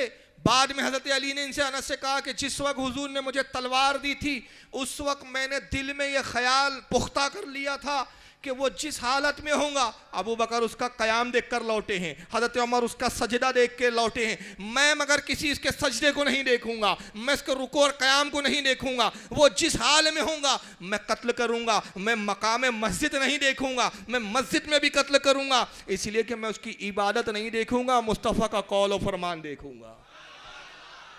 یہ عہد کر لیا حضرت علی نے کہ میں قتل ضرور کروں گا۔ تو حضور نے علی کے دل کی کیفیت کو بھی جان لیا ہے، کہا علی قسم خدا کہ تو ضرور اس کو قتل کریں گا مگر تو اس کو پالے۔ بتایا کہ تجھے ملے گا نہیں، تیرا ارادہ تو قتل کا ہے مگر تجھے وہ ملے گا نہیں۔ حضرت علی کہتے ہیں میں جب گیا دیکھا تو وہ جا چکا تھا، میں نے ادھر ادھر تلاش کیا نظر نہیں آیا، باہر مسجد کے نکلے دیکھا تو گرد و غبار نظر آئی۔ ایک شخص سے پوچھا یہ گرد و غبار کیسی ہے؟ کہا یہ قافلہ جا رہا ہے۔ کہا کیا اس قسم کے ایک نوجوان کو دیکھا؟ کہا وہ اسی قافلے میں تو دیکھا گیا۔ حضرت علی فرماتے میں پیچھے دوڑا لیکن وہ اہل قافلہ گھوڑوں پر اونٹوں پر سوار تھے، میں پیدل تھا، وہ تیزی کے ساتھ قافلہ بڑھتا رہا، فاصلے بڑھتے رہے، اب یہ پیدل وہ گھوڑے پہ فرق تو پڑے گا نا چال میں۔ حضرت علی فرماتے یہاں تک کہ وہ قافلہ میری نگاہوں سے اجل ہو گیا، اور میں بڑا افسوس کے ساتھ غمگین حالت میں حضور کے پاس لوٹا کہ کاش وہ مل جاتا تو میں حضور کی خواہش کو پورا کر دیتا، نبی کے دل کو خوش کر دیتا۔ حضرت علی کہتے جب میں حضور کی خدمت میں حاضر ہوا، آقا نے فرمایا علی کیا تو نے اس کو پایا؟ عرض کہ یا رسول اللہ میں نے اس کو نہیں پایا، اور قسم وحدہ لا شریک کی اگر میں اس کو پا لیتا ضرور قتل کرتا۔ تو رسول اللہ نے تلوار لی، کہا علی رب کا ارادہ محمد کے ارادے پر غالب آ گیا، رب کو کچھ اور منظور ہے، قسم خدا کی اگر علی تو آج اس کو قتل کر دیتا میری امت کے ایک فتنے کو ختم کر دیتا، میری امت سے ایک فتنہ ختم ہو جاتا، اسی شخص سے ایک نسل نکلیں گی، ایک قوم نکلیں گی، اور اس نسل اور قوم کا یہ عالم ہوگا قرآن خوب پڑھیں گے، بت نہیں پوجیں گے، کیا کریں گے؟ قرآن خوب پڑھیں گے، خوب پڑھیں گے، لوگوں کو دین کی طرف بلائیں گے، قرآن ان کے حلق سے نیچے نہیں اتریں گا، پڑھیں گے خوب لیکن حلق سے نیچے نہیں اتریں گا، دین کی طرف لوگوں کو دعوت دیں گے مگر دین سے ان کا کوئی خود تعلق نہ ہوگا، وہ دین سے ایسے نکل جائیں گے جیسے تیر کمان سے نکل جاتا ہے، وہ اللہ کی مخلوق میں قوم عاد اور قوم سمود سے بھی بدترین مخلوق ہوں گے۔ اے علی جو ان کو قتل کر دے قیامت کے دن اس کے لیے بہترین اجر عظیم ہوگا۔ یہ حدیث مکمل ہو گئی۔ اب اس پہ مجھے کوئی تبصرہ نہیں کرنا ہے، حدیث کو رہنے دیجئے۔ سیرت کے میں نے 3 پہلو بتائے، سیرت کا یہ ایک پہلو۔ اب آئیے، ہو سکتا ہے الابریز کسی کو ہضم نہ ہو رہی ہو، اگر مجمع میں کچھ اہل حدیث بیٹھے ہوں گے وہ کہیں گے پتہ نہیں کون سی الابریز ہے، ہم نے تو کبھی نام بھی نہیں سنا۔ اچھا چلو، بخاری کا تو نام سنا کہ آج کل بخاری بھی ماننا بند کر دیا ہے۔ بخاری شریف میں یہ جو میں اب حدیث پیش کر رہا ہوں، کتنی جگہ امام بخاری نے لکھا پتہ ہے آپ کو؟ 4 جگہ، ایک جگہ نہیں، صحیح بخاری میں کتنی جگہ؟ 4 جگہ، مگر آج تک کسی وہابی نے یہ حدیث نہیں سنائی ہوں گی آپ کو۔ میں نے کہا نا، وہ سنا دیں گے تو ان کا باطل دھرم نہیں چل پائیں گا نا۔ 4 جگہ کہاں کا لکھا؟ آئیے، کتاب المغازی حدیث نمبر 4286، جلد نمبر 2 ہے بخاری کی، کتاب المغازی، اور حدیث نمبر 4286۔ اور پھر اس کے علاوہ 3 جگہ کہاں ہیں؟ کل 4 بتایا ہے میں نے۔ حدیث نمبر 1846 پر بھی حدیث موجود ہے، حدیث نمبر 3044 پر بھی حدیث موجود ہے، اور 5808 پر بھی موجود ہے۔ حدیث کیا ہے؟ اس کے بھی راوی انس ابن مالک ہے۔ حضرت انس کہتے ہیں کہ مدینے میں ایک شخص آیا مکہ سے ہجرت کے بعد، جس کا نام عبد العزیٰ ابن خطل۔ کیا نام ہے؟ عبد العزیٰ، عزیٰ بت کا نام تھا، بت کا بندہ، وہ عزیٰ ایک بت تھا ان کا۔ عبد العزیٰ ابن خطل یہ بہت بڑا شاعر تھا، بہت بڑا ادیب تھا۔ حضور کی خدمت میں آیا مدینے میں، کہا محمد میں اسلام قبول کرنا چاہتا ہوں، تم پر اسلام لانا چاہتا ہوں، جو ہے ایمان لانا چاہتا ہوں، آپ کلمہ پڑھا دیجئے۔ آقا نے کلمہ پڑھایا، مسلمان بنایا۔ مدینے میں کہا رہو، ٹھہرو، یہیں مقیم ہو جاؤ، دین سیکھو اور لوگوں کو دین بتاؤ۔ ابن خطل وہاں پر قیام کرتا ہے، کچھ روز رہا، اور ایک دن موقع دیکھ کر مسلمانوں کے کچھ مال کو لے کر بھاگا، کچھ مال چوری کیا اور مدینے سے بھاگ گیا، اور بھاگنے کے بعد مکہ آیا اور اسلام سے پھر گیا، مرتد ہو گیا، اور لوگوں سے کہنے لگا کہ محمد جھوٹ کہتا ہے۔ محمد کا حال یہ ہے کہ جب وحی آتی ہے تو محمد مجھ سے بھی کہتا تھا وحی لکھ لو، تو محمد تو ان پڑھ ہے، کچھ لکھنا جانتے نہیں، پڑھنا جانتے نہیں، وہ کہتا تھا یہ لکھو، 1-2 لائن میں اپنی طرف سے بڑھا بھی دیتا تھا، معاذ اللہ۔ اور پھر اس نے 2 لونڈیاں پالی، لونڈیا مطلب کنیز، ان کو خریدا، بڑی بہترین آواز کی مالک تھی وہ لونڈیا، اور شاعرہ تھی، شعر کہتی تھی، اور ان کو اس بات کے لیے تیار کیا کہ تم محمد صلی اللہ علیہ وسلم کی توہین اشعار میں کیا کرو۔ وہ حضور کی ہجو بیان کیا کرتی تھی، ایسے اشعار پڑھتی تھی جس میں رسول اللہ کی توہین ہوتی تھی، اور یہ ان کو بازاروں میں کھڑا کرتا، لوگ جمع ہوتے اور اپنی لونڈیوں سے کہتا محمد کی برائی کرو۔ وہ اشعاروں میں رسول اللہ کی غیبت کرتے، رسول اللہ کی توہین کرتے، حضور کی گستاخیاں کرتے، اور مشرکین ان کو انعام دیتے۔ سلسلہ چلتا رہا، حضور کو خبریں آتے رہی کہ ابن الخطل نے جو ہے اسلام سے مرتد ہو گیا، اسلام سے پھر گیا، اپنی لونڈیوں کو تیار کیا ہے۔ حال یہ کہ اللہ کے رسول آپ کی گستاخیاں کرواتا ہے، وہ لونڈی آپ کی گستاخی کرتی ہے۔ اللہ کے نبی صلی اللہ علیہ وسلم جب بھی سنتے ناراض ہوتے۔ پھر ایک موقع یہ آیا کہ آپ نے ارشاد فرمایا اگر میں ابن خطل پر قابو پاؤں گا تو اس کو ضرور قتل کروں گا۔ مکہ فتح ہوا، اور جب اللہ کے نبی مکہ میں فاتح داخل ہوئے، یہ بخاری کے میں نے حوالے دیا، 4 جگہ امام بخاری نے حدیث نقل کی ہے، صحیح بخاری کے اندر 4 جگہ۔ سرکار مکہ میں داخل ہوئے، سارے قیدی حضور کی خدمت میں لائے گئے ہیں، اس میں ابو سفیان بھی بحیثیت قیدی کے ہے، اور دوسرے مشرکین بھی ہے، سب جکڑے ہوئے ہیں رسیوں میں اور زنجیروں میں۔ حضور نے سارے مشرکین کی طرف دیکھا، اب وہ لوگ بھی ہیں اس کے اندر جنہوں نے کانٹے بچھائے ہیں رسول اللہ کی راستے پر، وہ بھی ہے جنہوں نے حضور صلی اللہ علیہ وسلم کے دندان مبارک کو غزوہ احد میں شہید کیا ہے، وہ لوگ بھی ہے جنہوں نے حضور کے چچا کے کلیجوں کو چبایا ہے، وہ لوگ بھی ہے جس نے حضور کے اعزا اقارب کو شہید کیا ہے، وہ لوگ بھی ہے جنہوں نے نبی کے ماننے والوں کے مکانوں کو اور مالوں کو لوٹا ہے۔ اب سارے مجرم ہیں، اقتدار رسول اللہ کے پاس ہے، قوت سرکار کے پاس ہے، فیصلہ حضور کا ہے، اب جو چاہے سلوک فرمائے۔ مگر دنیا کا پہلا منصف، دنیا کا پہلا جج جو مجرم سے خود پوچھتا ہے تو کیا پوچھتا ہے؟ فرماتے لوگوں تم نے بڑے ظلم و ستم کیے، میرے ماننے والوں کو ستایا، حتیٰ کہ تم نے ہجرت پہ مجھے مجبور کیا، وطن تک چھوڑنے پہ مجھے مجبور کیا، مگر بتاؤ آج تم قیدی ہو، تم مجھ سے کیا امید رکھتے ہو کہ میں تمہارے ساتھ کیسا سلوک کروں؟ تم بتاؤ میں کیسا سلوک کروں؟ تم اپنے لیے سزا تجویز کرو کہ تمہیں کیا سزا دی جائے؟ تو مشرکین بھی جانتے تھے کہ نبی کریم صلی اللہ تعالی وسلم بڑے رحمت بن کر تشریف لائے ہیں۔ عرض کرتے محمد آپ تو حضرت یوسف سے بھی افضل ہے. آپ تو یوسف کے بھی آقا ہے. یوسف کے 11 بھائیوں نے حضرت یوسف کو مصر کے بازار میں بکوا دیا تھا اور غلام بنوا دیا تھا, مگر حضرت یوسف جب بادشاہ بنے, غلام سے بادشاہ تک پہنچے, بادشاہ ہونے کے بعد انہوں نے اپنے بھائیوں کو معاف کر دیا تھا. اے محمد صلی اللہ علیہ وسلم, آپ تو یوسف کے بھی آقا ہے, ہم یہی امید کرتے کہ آپ بھی ہمیں معاف کر دیں گے. جب انہوں نے جملہ کہا تو حضور نے صرف ایک جملہ ارشاد فرمایا, ان کے جرم نہیں گنوائے, ان کے اعمال کو نہیں بتایا, ان کی بد کرداریوں کا تذکرے نہیں کیے, صرف ایک جملے میں معاف کر دیا. فرمایا جاؤ, تم نے میرے بھائی یوسف کے حوالے سے گفتگو کی ہے, آج تم سے کوئی گلہ نہیں, جاؤ میں نے تم سب کو معاف کر دیا, تم سب آزاد ہو. ان کی زنجیریں کھول دی جائے, ان کی رسی کھول دی جائے. ابو سفیان آگے بڑھتا ہے, جو عرب کا سردار تھا, حالت کفر میں تھا. کہا محمد قسم خدا کی آپ بہترین اخلاق کے مالک ہیں, آج آپ جس کو چاہتے قتل کر سکتے تھے, جس کو چاہتے جو چاہتے سزا دے سکتے تھے, مگر آپ نے ایک جملے میں سب کو معاف کر دیا. اللہ کے نبی, میں آپ سے بڑا متاثر ہوا, یقیناً آپ سچے نبی ہے, میں اسلام قبول کرنا چاہتا ہوں. اس کی بیوی ہند آئی جس نے حضور کے چچا کے کلیجے کو چبا لیا تھا کچا, وہ آ کے کہتی ہے محمد میں بھی توبہ کرنا چاہتی ہوں, اسلام قبول کرنا چاہتی ہوں. سرکار نے کلمہ پڑھایا, اور جو اتنے شدید دشمن تھے جنہوں نے حضور کے چچا کے کلیجوں کو چبایا تھا, حضور نے معافی نہیں کیا بلکہ اپنی رحمت کا ایسا اظہار فرمایا. کہا لوگو, ابو سفیان قلبی سردار تھا, آج بھی سردار ہے, اس کے گھر کو میں دارالامان قرار دیتا ہوں. ابو سفیان کو تو امان ہے, جو اس کے گھر میں داخل ہو جائے اس کو بھی امان ہے, اس کو بھی قتل نہ کیا جائے.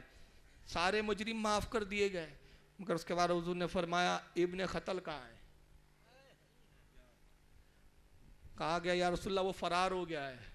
فرمایا تلاش کرو, اس کے لیے معافی نہیں ہے, سب کے لیے معافی لیکن اس کے لیے معافی. ابن خطل کو ڈھونڈو, اس نے میری بڑی توہین کی ہے, بڑی گستاخی کی ہے, جس حال میں جہاں پاؤ قتل کر دینا. اب صحابہ ڈھونڈ رہے, اس کا پتہ ہی نہیں ہے, مکہ تو گھیرا جا چکا تھا, سب تعجب میں بھاگا تو بھاگا کہاں سے, نکلا تو نکلا کہاں, چھپا ہے تو کہاں چھپا ہے. ایک ایک گھر کی تلاشی لی جا رہی ہے, مگر ابن خطل کا پتہ نہیں. یہاں تک کہ صحابہ, بعض صحابہ خانے کعبہ میں طواف کے لیے جب نکلے, غلاف کعبہ کے قریب سے کچھ صحابہ طواف کرتے گزرے تو دیکھا کہ کعبے کے پردے میں کچھ ہلچل محسوس ہوئی, پردہ ہلنے لگا. انہیں خیال ہوا کوئی جانور تو نہیں گھس گیا کعبے کے غلاف کے اندر. جب قریب پہنچے اور پردہ ہٹایا, دیکھا تو غلاف کعبہ میں لپٹ کر اپنے آپ کو چھپایا ہوا تھا. یہی ابن خطل تھا. اس نے سمجھ لیا تھا کہ آج سب کو معافی ہے لیکن مجھے نہیں چھوڑا جائے گا. تو بچنے کی ایک ہی صورت ہے, حرم میں چھپو. حرم وہ جگہ ہے جہاں چوٹی مارنا بھی جائز نہیں, تو مجھے کیسے محمد ماریں گے؟ یہاں تو چوٹی بھی مارنے کی اجازت نہیں, یہ حرم ہے, یہاں پہ قتل کی اجازت نہیں. کتنا ہی بدترین دشمن ہو اس کو قتل نہیں کر سکتے. ارے جب چوٹی اور جو نہیں مار سکتے تو ایک انسان کو قتل کی کیسے اجازت مل سکتی ہے؟ اس نے سوچا حرم ہی ایک ایسی جگہ ہے جہاں جان بچائی جا سکتی ہے. غلاف کعبہ میں چھپایا ہوا ہے, اپنی پیٹھ کو خانے کعبہ کی دیوار سے چپکائے ہوئے. صحابہ نے دیکھا, اب سوچنے لگے رسول اللہ کا تو حکم ہے جہاں دیکھو وہاں قتل کرو. یہ تو غلاف کعبہ میں چھپا ہے, حرم میں چھپا ہے, اب کیا اس کو حرم میں قتل کرے؟ بعد نے کہا چلو رسول اللہ سے پوچھو کیا کیا جائے. ایک صحابی آتے, یا رسول اللہ ہم نے ابن خطل کو پکڑ لیا ہے, اس کو ہم نے پا لیا, غلاف کعبہ میں چھپائے ہوئے اپنے آپ کو, حضور کیا حکم ہے؟ سرکار نے جیسی سنا جلال طاری ہوا, اور جلال کی حالت میں ارشاد فرمایا. دیکھیے ایک منزل وہ بھی تھی, مسجد میں ابو بکر نے لوٹ آئے تھے تب کوئی کچھ نہیں فرمایا تھا, حضرت عمر لوٹ آئے تب کچھ نہیں فرمایا تھا, مگر ابن خطل بدترین گستاخ تھا. آپ نے فرمایا اگرچہ وہ غلاف کعبہ میں لپٹا ہو, اس کو کعبے کے غلاف سے بھی باہر نہ نکالو, تلوار چلا کر اس کو اسی حالت میں قتل کر دو. کہا یا رسول اللہ غلاف اس میں کٹ سکتا ہے؟ فرمایا کوئی پرواہ نہیں, محمد اللہ کا رسول تمہیں حکم دیتا ہے کہ جاؤ اس حالت میں قتل کر دو, اگر غلاف کعبہ بھی اس کے قتل میں کٹ جائے تو کوئی پرواہ نہیں. صحابہ گئے اور اسی حال میں وار کیا کہ یہ کعبے کی دیوار سے چپکا ہوا ہے, غلاف اس پہ ڈلا ہوا ہے, ایسی تلوار چلائی کہ غلاف کعبہ بھی کٹا اور اس کی گردن بھی کٹ گئی. اس کو امام بخاری نے 4 جگہ لکھا ہے. اب سیرت کا تیسرا واقعہ, بس میں پھر اس کے بعد اصل موضوع پر آ جاؤں گا. اور یہ جب تیسرا جو واقعہ میں پیش کر رہا ہوں سیرت کا, اب اس حدیث کی خاص بات کیا, یہ بھی بخاری میں, مگر پرابلم یہ ہے کہ بے عشق محمد پڑھتے ہیں یہ بخاری, آتا ہے بخاری ان کو بخاری لیکن یہ واقعہ بھی کبھی وہابی آپ کو نہیں بیان کرے گا. وہ تو ہمیشہ یہی بتائیں گا حضور پہ پتھر مارے جاتے تھے، حضور معاف کر دیتے تھے، رسول اللہ کے راستے میں کانٹے بچھائے جاتے تھے، حضور معاف کر دیتے تھے. ہم نے کہا بخاری کی ان حدیثوں کو کیوں چھوڑ دیا تم نے؟ کب سے بخاری کو بھی ماننا تم نے بند کر دیا؟ اب یہ حدیث بھی حضرت انس سے روایت ہے، اور بخاری میں کتنی جگہ امام بخاری نے لکھی پتہ ہے؟ تعجب کریں گے آپ، امام بخاری نے 1 2 3 جگہ نہیں بلکہ 14 جگہ یہ حدیث کو لکھا. کتنی جگہ؟ ایک حدیث کو اگر امام بخاری جیسا وقت کا اتنا عظیم محدث 14 جگہ لا رہا ہے تو ضرور کچھ نہ کچھ تو بات ہوگی. تو کیا امام بخاری کا یہ عقیدہ نہیں پتا چل رہا ہے کہ وہ اپنے زمانے کے کتنے ٹن ٹناٹن بریلوی ہے؟ جس چیز کو تم آج بریلویت بولتے ہو تو وہ تو سب سے بڑے بریلوی پھر امام بخاری ہے. 14 جگہ حدیث لایا ہے. نوٹ کر لے کہاں کا لکھا ہے انہوں نے. کتاب الوضو میں سب سے پہلے لایا یہ حدیث، کتاب الوضو جلد نمبر 1 حدیث نمبر 233. اور اس کے بعد یہ اب 13 حوالے مزید سن لے حدیث کے کہاں کا لکھا. 1501 نمبر کی حدیث، یہ بھی بخاری میں اس حدیث کو لایا دوبارہ. پھر حدیث نمبر 3018 پہ لایا اس حدیث کو. پھر حدیث نمبر 4152 پہ لایا. پھر 4193 پہ لایا. پھر 4610 پہ لایا. 5685 پہ اس حدیث کو دوبارہ لکھا. پھر اسی حدیث کو 5686 پہ ریپیٹ کیا. پھر اسی کو 5727 پہ لکھا. پھر اس کو 6802 پر. پھر حدیث نمبر 6803، حدیث نمبر 6804، حدیث نمبر 6805، حدیث نمبر 6899. اتنی جگہ آپ 14 کل 14 جگہ امام بخاری نے حدیث لایا. اور حدیث پاک کیا ہے؟ انس بن مالک کہتے ہیں کہ حضور کی خدمت میں قبیلہ آیا جس کا نام ہے قبیلہ ارینا. کیا نام ہے؟ اب یہ حدیث بڑی خاص ہے، اس کو غور سے سنیں. پورا ایک قبیلہ ہے. ابھی تو آپ سن رہے تھے ابن خطل ایک فرد واحد تھا، ایک ہی آدمی تھا نا، جس کے قتل کا حکم دیا تھا وہ بھی ایک تھا. اب یہ پوری جماعت آئی ہے، پورا قبیلہ آ رہا ہے. قبیلے کا نام ہے قبیلہ ارینا. مدینے میں آئے اور آنے کے بعد کہا محمد ہم اسلام قبول کرنا چاہتے ہیں، آپ ہمیں کلمہ پڑھا دیجئے. سرکار نے کلمہ پڑھایا، مسلمان کیا. اور اس کے بعد فرمایا دیکھو اب تم مسلمان ہو گئے ہو، مدینے میں رکو، ٹھہرو، یہاں پر قیام کرو، دین کی باتیں سیکھو، نماز کے طریقے سیکھو، اور جب تم اسلام کو خوب اچھی طرح سمجھ لو پھر اپنے وطن لوٹ جانا. وہاں مقیم ہو گئے. 2 یا 3 روز کے بعد حضور کی خدمت میں آیا اور کہا محمد مدینے کی آب و ہوا میں راس نہیں آ رہی ہے. مدینے کی آب و ہوا ہمیں راس نہیں آ رہی ہے. یہاں گرمی بڑی ہے، گرمی بڑی شدید ہے، لو چلتی ہے، ہم بیمار ہو گئے ہیں، بڑے علیل ہو گئے، کمزور ہو گئے، ہم سے اٹھنا بیٹھنا ڈھنگ سے نہیں ہوتا. اے محمد ہمیں اجازت دیجئے کہ ہم لوٹ جائیں. حضور نے فرمایا اگر تم لوٹ جاؤ گے تو دین کیسے سیکھ پاؤ گے؟ اچھا تم بیمار ہو، میں تمہاری بیماری کا علاج کر دیتا ہوں. علاج یہ ہے کہ اونٹوں کے استبل میں رہو، وہاں خیمے نصب کر لو، وہاں جا کے رہو اور اونٹوں کا دودھ پیو، اونٹوں کا پیشاب پیو. کیا فرمایا ہے؟ اونٹوں کا دودھ اور پیشاب. تو ایک طبقے نے یہ حدیث دیکھا اور اعلان کر دیا کہ اونٹ کا پیشاب پینا بھی جائز ہے. اہل حدیث فرقے کے علماء فتویٰ دیتے ہیں کہ جن جانوروں کا گوشت کھانا حلال ہے ان کا پیشاب پینا بھی حلال ہے. دلیل میں یہی حدیث پیش کرتے ہیں. کہتے دیکھو رسول اللہ نے قبیلہ ارینا کو لوگوں کو کہا دودھ پیو اور پیشاب پیو، حضور نے ان کو پیشاب کی اجازت دی. اگر پیشاب حلال نہ ہوتا تو حضور کیسے اجازت دیتے؟ آئیے اس کا جواب میں بعد میں دے دوں گا مختصر. بہرحال حضور نے کہا اونٹوں کا پیشاب بھی پیو اور ان کا دودھ بھی پیو. بہرحال دودھ بھی پیتے تھے، پیشاب بھی پیتے تھے. چند دنوں میں موٹے تازے تندرست ہو گئے. اور جب اچھے موٹے تندرست ہو گئے تو ایک دن موقع پایا، بیت مال غنیمت کے جتنے اونٹ تھے سب لے کر بھاگ گئے. اور اس کے محافظ جتنے صحابہ تھے جو ان اونٹوں کی حفاظت کرتے تھے مال غنیمت کے، ان صحابہ کو قتل کر دیا، شہید کر دیا.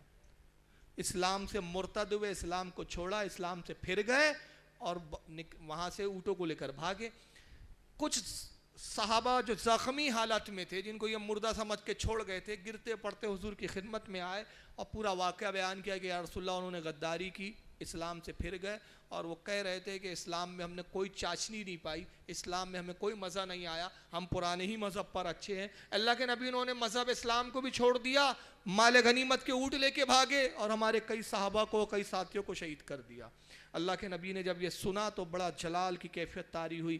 ارشاد فرمایا صحابہ سے جاؤ ان کو گھیرو، پکڑو، اور جہاں بھی ملے ان کو وہاں پکڑ کے قید کرنا، ان کو قتل نہ کرنا، بلکہ جب ان کو تم گرفتار کر لو تو اس کی اطلاع مجھے دینا، ان کا فیصلہ میں خود کروں گا، تمہیں اجازت نہیں قتل کرنے کی، فیصلہ میں خود کروں گا۔ صحابہ کا ایک گروہ جاتا ہے، دوڑتے ہوئے تیز رفتاری کے ساتھ گھوڑوں پہ سوار ہو کے ان کو گھیرا، ایک مقام پہ پکڑا، اور پھر پکڑنے کے بعد صحابہ نے کہا کہ دیکھو جو ہتھیار رکھ دے اس کو امان ہے، اور جو ہتھیار نہ رکھے مارا جائے گا، بہتر ہے کہ تم ہتھیار رکھ دو۔ انہوں نے تلواریں نیزے پھینکنا شروع کیے، ہاتھوں کو اوپر اٹھایا اور چلانے لگے امان امان، ہمیں بخش دو ہمیں بخش دو۔ صحابہ نے پکڑا، گرفتار کیا، رسیوں میں جکڑ کے باندھ دیا۔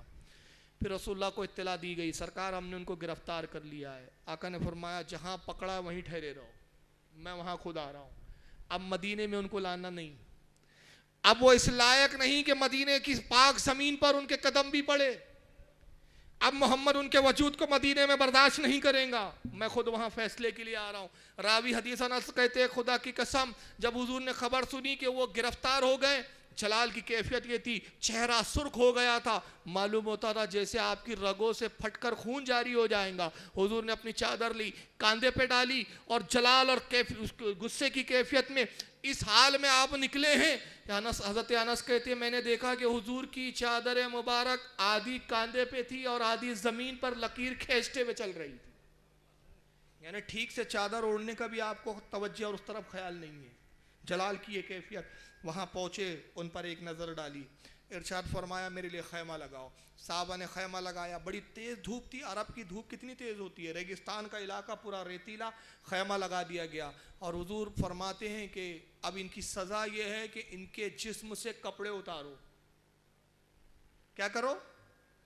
کپڑے اتارو، برہنہ کرو، انہیں ننگا کر دو، اور ان کو برہنی کی حالت میں، ننگی حالت میں تپتی ہوئی ریت پر لٹا دو، اور ان کے سینے پہ بڑی بڑی پتھر کی سیلیں رکھ دو کہ اڑ بھی نہ پائے۔ یہ وہی نبی ہے نا؟ امام بخاری نے کتنی جگہ لکھا ہے یہ حدیث؟ یاد ہے کہ بھول گئے؟ ایک جگہ لکھی ہوتی تو تم نظر انداز کرتے، دو جگہ لکھی تو نظر انداز تھی، 14 جگہ امام بخاری کو بھی کیا سوچی، انہیں لگ رہا تھا آنے والے خبیث پتہ نہیں میری اس حدیث کا انکار نہ کر دے، تو 14 جگہ لکھ دیا۔ 14 جگہ میں نے حوالے دے دیے کہ کون کون سی حدیث نمبر ہے، جاؤ دیکھو، نہ ملے تو منہ منڈوا لوں گا اپنی۔ یہ وہی نبی ہے نا جو کچرا ڈال رہے ہیں تو معاف کر رہے ہیں؟ نبی بدل گیا ہے کیا؟ نبی تو وہی ہے نا۔ آخر یہ معاملہ کیوں ہے؟ کہ برہنہ کرو، سیل کے پتھر ان کے سینوں پہ رکھ دو۔ اب اس کے بعد ان کو برہنہ کیا گیا، حضور خیمے میں تشریف لے گئے، آرام کرنے لگے۔ صحابہ نے ان کو برہنہ جسم ریت پر لٹا دیا، سینوں پہ پتھر رکھ دیے۔ وجہ کیا تھی؟ اب حال کیا ہوگا سو ذرا تصور کیجئے، تپتی ہوئی ریت ہے پیٹھ کے نیچے، اوپر سے سورج کی تپش ہے، ادھر سے بھی بھون رہے ہیں ادھر سے بھی بھون رہے ہیں، جیسے مچھلی بھونی جا رہی ہو، تڑپنے لگے، دھوپ کی تمازت سے پریشان، گرم ریت سے پریشان، اور جب جسم پہ ان کی گرم گرم ریت نے ان کو جسم کو گرم کیا، چیخنے لگے، چلانے لگے، بلکنے لگے، اور جب ان میں سے کوئی اٹھنا چاہتا، صحابہ نیزے کے الٹے سرے کو، یعنی جس طرف سے لکڑا ہوتا ہے، لکڑی ہوتی ہے، مار مار کے ان کو لٹاتے رہے، اٹھنے نہیں دے رہے ہیں۔ یہاں تک کہ کچھ دیر گزری تو انہوں نے پانی مانگنا شروع کیا اور کہا الاتش الاتش، ہمیں پانی دو، پیاس پیاس، پانی دو پانی دو۔ صحابہ نے مشورہ کیا کیا کرے، کیا انہیں پانی دے دے؟ کہا نہیں، اللہ کے نبی نے فرمایا ہے کہ ان کا فیصلہ میں خود کروں گا، اور رسول اللہ سے پوچھے کہ یا رسول اللہ کیا ان کو پانی دیا جائے، یہ پانی مانگ رہے ہیں۔ صحابہ حضور کے خیمے میں آتے ہیں، عرض کرتے یا رسول اللہ صلی اللہ تعالی وسلم وہ پانی مانگ رہے، حضور کیا اجازت ہے کہ ہم انہیں پانی تو پلا دے؟ حضور نے فرمایا کیا پانی مانگتے ہیں؟ اب جلال بڑھ گیا، جب پانی کا سنا تو رحم نہیں آیا، ہونا تو یہ چاہیے کہ حضور پہ رحم کی کیفیت طاری ہوتی، جلال میں شدت ہو گئی، فرمایا پانی مانگتے ہیں، خبردار اب ان کو پانی نہ دیا جائے، محمد کا فیصلہ یہ ہے کہ لوہے کی سلاخوں کو گرم کرو، اس قدر گرم کرو کہ وہ سرخ ہو جائے، گرم ہو کے لال ہو جائے، اور جب سلاخیں گرم ہو جائے تو ان کے جسموں میں سلاخیں گاڑ دو، ان کی آنکھوں میں سلاخیں گھسیڑ دو، ایسے گھسڑو کہ آنکھ میں سلاخ جائے تو ان کے بھیجے کو پار کر کے نکل جائے۔ صحابہ اکرام نے یہ نہیں کہا یا رسول اللہ اتنا شدید ظلم، سرکار اتنی شدید سزا، آج تک آپ نے کسی کو ایسی سزا نہیں دی ہے اللہ کے نبی۔ صحابہ رسول کے حکم کے پابند ہوا کرتے تھے. وہ جانتے تھے کہ حضور کے ہر حکم میں حکمت ہوا کرتی ہے. نبی اپنی طرف سے کچھ نہیں کرتا, نبی اپنی طرف سے کچھ نہیں کہتا جب تک اللہ کی طرف سے حکم نہیں ہوتا ہے. انہوں نے سلاخوں کو گرم کیا, سلاخیں جب سرخ اور لال ہو گئی اور ان کے پاس پہنچے اور ان کی آنکھوں میں جب ڈالا, آر پار سلاخیں نکلی, تڑپ تڑپ کے مر گئے. یہ حدیث بھی یہاں مکمل ہو گئی بخاری کی. امام بخاری نے حدیث یہاں کلوز کر دی. حضرت ابو قلابہ اس حدیث کے ایک راوی ہے جو حضرت انس کے شاگرد ہے, تابعی ہے. امام بخاری پھر ان کا جملہ نقل کرتے حدیث لکھنے کے بعد کہ ابو قلابہ کہتے ہیں کہ نبی پاک صلی اللہ تعالی وسلم کی شدت 3 وجہ سے تھی. حضور کا یہ عتاب 3 سبب سے تھا. پہلا سبب یہ کہ اسلام لا کر اسلام سے پھر گئے, اسلام کو چھوڑ دیا, اسلام کی اہمیت کو نہیں سمجھا. اور دوسرا یہ کہ بے قصور صحابہ کرام کو شہید کیا جن کا کوئی قصور نہیں تھا. اور تیسری وجہ یہ تھی کہ مسلمانوں کا مال, جو مسلمانوں کا حق تھا جس پر, مال غنیمت کے اونٹوں کو لے کر بھاگے. 3 وجہ سے عتاب تھا. اب 3 سیرت کے واقعات ہے, اب 3 ادھر ہے 3 ادھر ہے. مجھے بتاؤ, نبی تو ایک ہی ہے. یہ وہی تو نبی ہے کہ بڑھیا اگر کچرا ڈال رہی ہے تو معاف کر رہے ہیں. یہ وہی تو نبی ہے نا کہ جن کے اوپر جلتی ہوئی راکھ پھینکی جا رہی ہے تو معاف کر دے رہے ہیں. یہ وہی تو نبی ہے نا, کانٹے بچھائے جا رہے ہیں معاف کر دیا جا رہا ہے. یہ وہی نبی ہے جن کی عبادت کے موقع پر, عبادت کے وقت اوجڑی پھینکی جا رہی ہے, عبادت کے وقت پیشانی کو زخمی کیا جا رہا ہے. غزوہ احد میں پیشانی زخمی کی جا رہی ہے, دندان مبارک شہید کیے جا رہے ہیں, مگر حضور یہی دعا کر رہے, مولا اس قوم کو ہدایت دے, میں نے ان کو معاف کر دیا, تو بھی معاف فرما دے. یہ وہی نبی ہے نا جو طائف کے بازاروں میں پتھر کھا رہے ہیں پھر بھی دعا دے رہے, مولا اسی قوم سے ہدایت والی قوم اور نسل جاری فرما دے. پھر یہی وہ نبی ہے کہ جو گناہ گاروں کو بخشتے ہوئے نظر آ رہا ہے. مگر کیا بات ہے کہ وہی نبی اس وقت ان معاملات میں اتنا سخت ہو جاتا ہے کہ تپتی ہوئی ریت پہ لٹاتے ہیں اور اس کے بعد جلتی ہوئی گرم سلا کے آنکھوں میں ڈال دیتے ہیں. آخر معاملہ کیا ہے؟ نبی ایک ہے, سلوک 2 طرح کیوں؟ تو اس پر غور کرے تو سمجھ میں آئے گا کہ معاملہ یہ ہے کہ وہاں رحم اس لیے ہے کہ وہاں جن سے سامنا ہے وہ مشرکین ہے, جہاں جن سے معاملہ ہے وہ مشرک ہے. وہ اسلام نہیں لائے ہیں, انہوں نے اسلام کو سمجھا نہیں ہے, اسلام کو جانا نہیں ہے, ابھی اسلام کی نعمتوں سے وہ واقف نہیں ہے. مگر جہاں حضور نے شدت اختیار کی ہے, جہاں نبی نے سختی کی ہے, یہ وہ لوگ ہیں جو اسلام لا کے اسلام سے پھرے ہیں, جنہوں نے اسلام لانے کے بعد حضور کی توہینیں کی ہے, اسلام لانے کے بعد صحابہ کی گستاخیاں کی ہے, جنہوں نے اسلام لانے کے بعد اسلام کا مذاق اڑایا ہے. تو بات سمجھ میں آ گئی کہ جنہیں اسلام نہ معلوم ہو ان سے محبت کی بات کی جاتی ہے, جنہیں اسلام پتہ نہ ہو اور اسلام کی محبت سے تبلیغ کی جاتی ہے. اسی لیے ہم غیر مسلموں سے جب اسلام کی بات کرتے ہیں محبت سے بات کرتے ہیں, محبت سے اسلام کی تبلیغ کرتے ہیں. اس لیے کہ ہم محبت سے بات کریں گے, بہترین اخلاق سے بات کریں گے, وہ اسلام کی طرف راغب ہوتے ہوئے نظر آئیں گے. لیکن جب مرتدوں کی بات ہوتی ہے, جب ان کا معاملہ آتا ہے جو مسلمان ہونے کے دعوے دار ہوتے ہیں مگر رسول اللہ کی گستاخی کرتے ہوئے نظر آتے ہیں, جو اسلام کے دعوے دار ہوتے ہیں مگر نبی کی توہین کرتے ہوئے نظر آتے ہیں, جو عبادت تو خوب کرتے ہیں مگر اولیاء سے اپنے آپ کو بہتر اور افضل و اعلیٰ سمجھتے ہوئے نظر آتے ہیں, تو ان کے ساتھ پھر سلوک کیا ہونا چاہیے؟ سلوک وہی ہونا چاہیے جو نبی نے بتایا. جو اسلام نہ جانے ان سے محبت کا سلوک کیا جائے, اور جو اسلام جان کر توہین کرے ان پر سختی کی جائے. تو اسی کو اعلیٰ حضرت نے کہا, دشمن احمد پہ شدت کیجئے, ملحدوں کی کیا مروت کیجئے, غیظ میں جل جائے بے دینوں کے دل, یا رسول اللہ کی کثرت کیجئے. تو سیرت کے واقعات بتانے والوں, تم ایک پہلو کو کیوں چھپاتے ہو؟ اس لیے چھپاتے ہو کہ تمہیں معلوم ہے. تو اب ہم جہاں سختی کی بات کرتے ہیں, ہم مودی پر سختی کی بات نہیں کرتے, ہم سونیا گاندھی کے بارے میں نہیں بات کرتے, ہم راہل گاندھی کی بات نہیں کرتے, ہم وہابیوں کی بات اس لیے سختی یہ کرتے کہ مسلمان ہونے کے دعوے دار ہے اور اسلام کی توہین کرتے ہوئے نظر آتا ہے. یہ رسول اللہ کے ماننے کا دعویٰ کرتا ہے مگر نبی کی عظمت سے کھیلتے ہوا نظر آتا ہے. کبھی کہتا ہے محمد مر کر مٹی میں مل گئے, کبھی کہتا ہے محمد ہماری طرح ہے, کبھی کہتا ہے محمد صلی اللہ علیہ وسلم کو دیوار کے پیچھے کی خبر نہیں, کبھی کہتا ہے محمد ہمارے بڑے بھائی سے زیادہ اہمیت نہیں رکھتے. تو جو اسلام کا دعویٰ کر کے نبی کی توہین کرے, نبی کی عظمتوں سے کھلواڑ کرے, جو نبی کے مقام اور مرتبے کو گھٹانے کی کوشش کرے, ان کے ساتھ رسول نے بتا دیا کہ تمہیں کیا سلوک کرنا ہے. لیکن ہو سکتا ہے آپ میں کچھ لوگ سوچ رہے ہو کہ یہ کیا بولنا چاہ رہے, کیا اب ہم تلوار لے کے قتل کرنے نکل جائیں؟ میں یہ نہیں کہہ رہا, وہ اسلامی حکومت تھی اور اسلامی حکومت میں یہی ہے کہ جو ایک مشرک ہو اسلام کا مذاق اڑائے، محبت سے سمجھاؤ، لیکن اگر ایک اسلام کا دعوے دار ہے تو امام قاضی عیاض فرماتے ہیں اگر اسلام کا دعویٰ کرتا ہے اور اس کے بعد کہ رسول اللہ کے کپڑے میلے تھے، کافر ہے، واجب القتل ہے. جو کہے محمد صلی اللہ علیہ وسلم کے ناخن میں کوئی برکت نہیں، کافر ہے، واجب القتل ہے. تو پتا چلا کہ جو اسلام جان کر توہین کرے اس کا حکم شدید ہے، اور جو اسلام کو جانتا ہی نہ ہو تو وہ تو نادان ہے، اس کو تو سمجھایا جائے گا، اسے تو بتایا جائے گا نا. تو میں یہ نہیں کہہ رہا کہ آپ تلوار لے کے نکل جاؤ. ارے صحابہ نے تو جو نبی کا گستاخ تھا اسے قتل کیا، تم قتل نہ کرو، کم سے کم اپنے سے تو دور کر دو.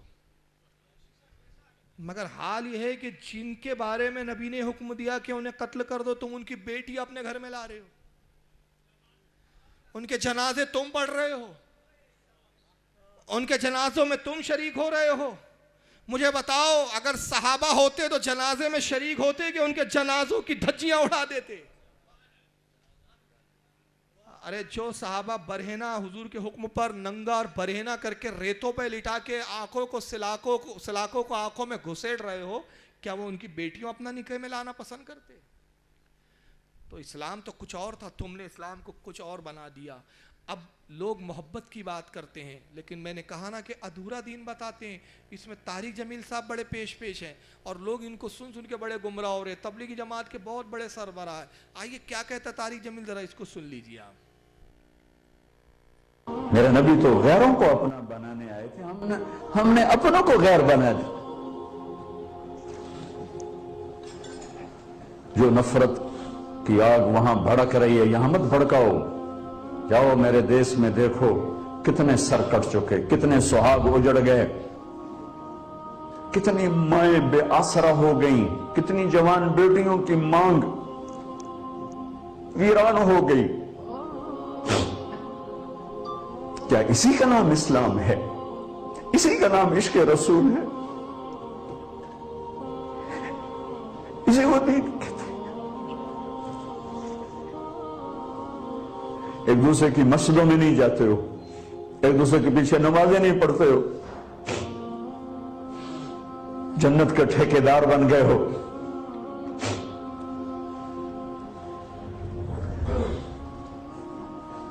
میرے نبی تو عبداللہ بن ابی کا جنازہ پڑھانے کھڑے ہو گئے تھے، جس کا کفر ابو جہل سے بھی بڑا ہے. ابو جہل اوپر کی دوزخ میں، عبداللہ بن ابی سب سے نیچے کی دوزخ میں ہے. ان کے بیٹے آئے، یا رسول اللہ میرا باپ مر گیا ہے، اپنا کرتا دے دیں گے، میں اس کو کفن دے دوں. آپ نے کہا لے لو. کرتا اتار کے دے دیا. آپ کہتے بدبخت منافق، دفع ہو جاؤ. دے دیا کہ یا رسول اللہ آپ جنازہ پڑھائیں گے؟ کہاں پڑھوں گا. باقی منافقوں کا تو کسی کو پتہ نہیں تھا سوائے اللہ کے نبی کے، لیکن عبداللہ بن ابی کا منافق ہونا تو سب کو معلوم تھا. آپ جنازے کے لیے عمر سامنے آ گئے، یا رسول اللہ یہ کون ہے؟ تو مجھے پتا ہے کون ہے. تو آپ اس کا جنازہ کیوں پڑھا رہے؟ کہ شاید اللہ معاف کر دے. کہ عمر پیچھے ہٹ جا، مجھے پتا ہے یہ کون. میرے اللہ نے کہا ہے تو ان کے لیے دعا کر یا نہ کر، میں معاف نہیں کروں گا. میں کرتا ہوں، شاید اللہ معاف کر دے. پھر فرمایا کہ میرے اللہ نے کہا اگر تو 70 دفعہ بھی ان کے لیے دعا کر تو میں معاف نہیں کروں گا. اگر میرا اللہ کہتا اے میرے محبوب اگر آپ 70 دفعہ اس کے لیے دعا کریں گے تو میں معاف کر دوں گا، تو میں اس کم بخت کا 70 دفعہ جنازہ پڑھا دیتا. مجھے بتاؤ تم کہاں سے یہ دین لے کر آئے ہو جس میں تم فرقوں میں بٹ گئے ہو، نفرتوں کی آگ تم نے لگا دی ہے. یہ کہاں سے اسلام آیا ہے؟ میں تمہیں اللہ اس کے رسول کا واسطہ دیتا. امت بن کے رہو، مسلم بن کے رہو، کوئی گنجائش نہیں. اپنے عقیدے پر پکے رہو، دوسرے کے لیے گنجائش رکھو. اپنے عقیدے پہ پکے رہو. ہم گستاخ ہیں، گستاخ رہنے دو، گنجائش رکھو. مگر یہ ایسے مکار ہے آج کل جو نکل پڑے ہیں، جو قوم کو گمراہ کر رہے ہیں. کتنے جھوٹ بولا اس میں معلوم ہے. اگر یہ حلالی ہوتا تو یہ ہم سے مناظرہ کرتا. یہ حلالی نہیں ہے. یہ سب سے پہلا جھوٹ کہاں سے شروع کیا اس نے؟ तुम एक दूसरे की मस्जिद में नमाज नहीं पढ़ते हो। इसको बड़ा दर्द है कि एक दूसरे की मस्जिद में नमाज नहीं पढ़ते। मतलब कहने ये है कि हम गुस्ताखी करे करने दो, लेकिन नमाज पढ़ते रहो। हमें तुम्हारे पीछे पढ़ने दो, तुम हमारे पीछे पढ़ लिया। और अब झूठ कहाँ से शुरू किया? उसने कहा कि अब्दुल्ला इब्न उबई एक मुनाफिक था, वो मर गया। यहाँ तो ठीक है भाई। उसका बेटा अब्दुल्ला आए और कहा कि या रसूल आप अपना कुर्ता देंगे? हुजूर ने अपना कुर्ता दे दिया। फिर हुजूर नमाज पढ़ाने के लिए निकले। हज़रत उमर ने रोका, कहा या रसूल आप उसकी नमाज जनाजा पढ़ाएंगे? हुजूर ने फरमाया कि हाँ मैं पढ़ाऊँगा, अगर मेरा रब कहता है कि ए मोहम्मद अगर आप 70 बार इसके लिए इस्तग़फ़ार करें तो मैं बख्श दूंगा, तो मैं 70 बार इसके लिए इस्तग़फ़ार करता। मैं नमाज जनाजा पढ़ाऊँगा, शायद मेरा रब इसको बख्श दे।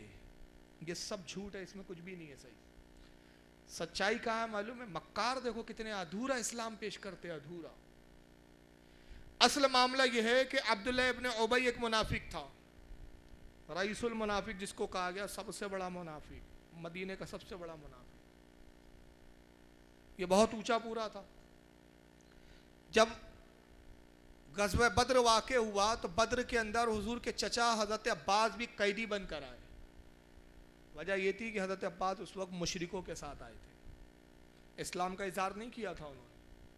और जब वो आए कैदी बनकर, कैद में लाए गए तो उनके कपड़े वगैरह काफ़ी फट गए थे जंग के हालात से। सर्दी के दिन थे और हज़रत अब्बास सर्दी की वजह से बदन उनका काँप रहा था। तो अल्लाह के नबी ने फरमाया कोई है जो मेरे चचा को कुर्ता दे दे? चचा थे, चचा की वजह से कुछ नरम गोशा था। और हुजूर जानते थे कि ये खुद नहीं आए बल्कि मुशरिकीन ज़बरदस्ती लाए हैं, दिल के अंदर ईमान था उनके। और उन्होंने बाद में इज़हार भी किया, मुशरिकीन ज़बरदस्ती लाए थे उनको खींचतान के। हुजूर ने कहा कोई मेरे चचा को कुर्ता दे दे। कुछ सहाबा इकराम ने अपने अपने कुर्ते निकाल कर दिए, लेकिन वो इतने ऊंचे पूरे थे हज़रत अब्बास के, किसी का कुर्ता पूरा आ ही नहीं रहा था। अब्दुल्ला इब्न उबई भी बड़ा ऊंचा पूरा था, इसने अपना कुर्ता उतारा और हज़रत अब्बास को दे दिया। हुजूर के चचा को कुर्ता पूरा आ गया। अब्दुल्ला इब्न उबई मरा तो अल्लाह के नबी को अल्लाह ने गैब दिया था। हुजूर जानते थे इसकी नमाज जनाजा पढ़ाने से इसको कोई फ़ायदा नहीं मिलेगा, लेकिन इससे इस्लाम को ज़रूर फ़ायदा हो जाएगा। अब हुजूर निकले तो अब उसके बेटे थे अब्दुल्ला, वो ईमान लाए थे अब्दुल्ला इब्न उबई के। उन्होंने कहा या रसूल अल्लाह मेरा बाप मर गया है, अब मैं जानता हूँ कि वो मुनाफिक था, उसकी बख्शिश तो नहीं होंगी, मगर फिर भी मैं चाहता हूँ कि सरकार आप नमाज जनाजा पढ़ा दे। हो सकता है कि आपके नमाज जनाजा पढ़ाने से अल्लाह उसके अजाब में कमी कर दे। और ये क्या कह रहा है? उसको वाकई कोई पलट दिया। हुजूर ने कहा शायद अल्लाह इसको माफ़ कर दे। मुनाफिक कभी माफ़ किए नहीं जाते, याद रखिए। काफिर और मुनाफिक कभी जन्नत में नहीं जाते। अल्लाह ताला अपने वादे से फिरने वाला नहीं है। जब उसने फरमा दिया कि मुनाफिकों के लिए जहन्नम का सबसे निचला तबका है, तो निचले तबके में ही जाएंगे। अब अल्लाह के नबी आए और उसके बाद हुजूर ने इसको कब्र में रख दिया गया था और दफन करने की तैयारी हो रही थी। सरकार ने कहा इसकी जिस्म को बाहर निकालो, इसकी लाश को निकालो। बाहर निकाला गया। हुजूर ने अपना लवाब दहन डाला, उसके मुंह में लवाब डाला, फिर अपना कुर्ता उतारा और उसके ऊपर कुर्ता डाल दिया और फरमाया मैंने ये कुर्ता इसलिए डाला। और ये जाहिल क्या कह रहा है? हुजूर ने इसलिए डाला कि ये बख्श दिया जाए, बख्शिश के लिए नहीं डाला। हुजूर ने फरमाया मैंने अपना कुर्ता इसे इसलिए दिया कि गज़वा बद्र के बाद इसने मेरे चचा को कुर्ता दिया था। मोहम्मद अपने आल पर किसी का एहसान नहीं रखता, ये एहसान चुका दिया गया है। और पूरा वाकई बदल दिया कमीने ने। और नो मेरे देश में आके देखो कितनी औरतें बेवा हो गई, तुम लड़ रहे हो। अच्छा ये बेवा किया किसने? ये बताओ यार जरा। एक उम्मत बन के रहो। मैंने कहा तारिक जमील मक्कार ये सबक सुन्नियों को सिखा रहा है पिलपिला बनाने के लिए। सुन्नियों में पिलपिलाट फैलाने के लिए हमें मोहब्बत का पैगाम देते हो। हिम्मत हो तो तालिबानियों को बोलो, हिम्मत हो तो जैश मोहम्मद वालों को बोलो, अल-कायदा वालों को बोलो, लश्कर कहर वालों को बोलो। जितने ये संगठन है मुझे बताओ इसमें कौन सा सुन्नी संगठन है? ये जितने बेवा कर रहे हैं पाकिस्तान में कौन है? तुम्हारी तो वहाबियों की जमातें हैं। तुम कब्रों को उड़ा रहे हो, तुम कब्रों को बमों से उड़ा दे रहे हो, तुम जिंदों को मार रहे हो। तुम्हारा हाल ये है कि तुम बच्चों तक को नहीं छोड़ने के लिए तैयार। तुम ट्रेनों में बम रखते हो, तुम एयरपोर्टों पे बम रखते हो, तुम बस स्टॉपों पे बम रखते हो। और जो बेकसूर मरते हैं उनको खुद पता नहीं कि हमें किस जुर्म में मारा गया है। और यहाँ नौटंकी कर रहा है मोहब्बत की बात करो, एक हो जाओ, उम्मत बन जाओ। तो हिम्मत है तो तालिबान को बोलना जो तेरे घर के लोग हैं। تیرے باپ دادا لوگ ہیں. ارے انہیں بتا رہا ہے کہ کتنی عورتیں بیوہ ہو گئی جنہوں نے کسی ایک عورت کو بیوہ نہیں بنایا. خدا کی قسم جتنے آج تک پکڑے گئے ایک بھی آتنکوادی اس میں سنی نہیں تھا اور نہ سنی ہو سکتا ہے. اس لیے کہ جو خواجہ کو ماننے والا ہوتا ہے وہ آتنکوادی نہیں ہو سکتا. آتنکوادی وہی ہوں گا جو خواجہ کا غدار ہوں گا. طالبان تمہاری جماعت, لشکر قہر تمہاری جماعت, جیش محمد تمہاری جماعت, القاعدہ تمہاری جماعت, داعش تمہاری جماعت, ISI تمہاری جماعت. یہ تمہاری جماعت ہے جو تم زندوں پہ بھی بم مار رہے ہو, مردوں پہ بھی بم مار رہے ہو, تم قبروں کو بھی بموں سے اڑا رہے ہو, تم زندوں کو بھی بموں سے اڑا رہے. ارے ہم تو وہ سنی ہیں, سنیں, ہم وہ سنی ہیں جو اپنے مردوں پر بھی پھول برساتے ہیں. جو قوم اپنے مردوں پہ پھول برسائے, زندوں پہ بارود اور آگ نہیں برسا سکتی.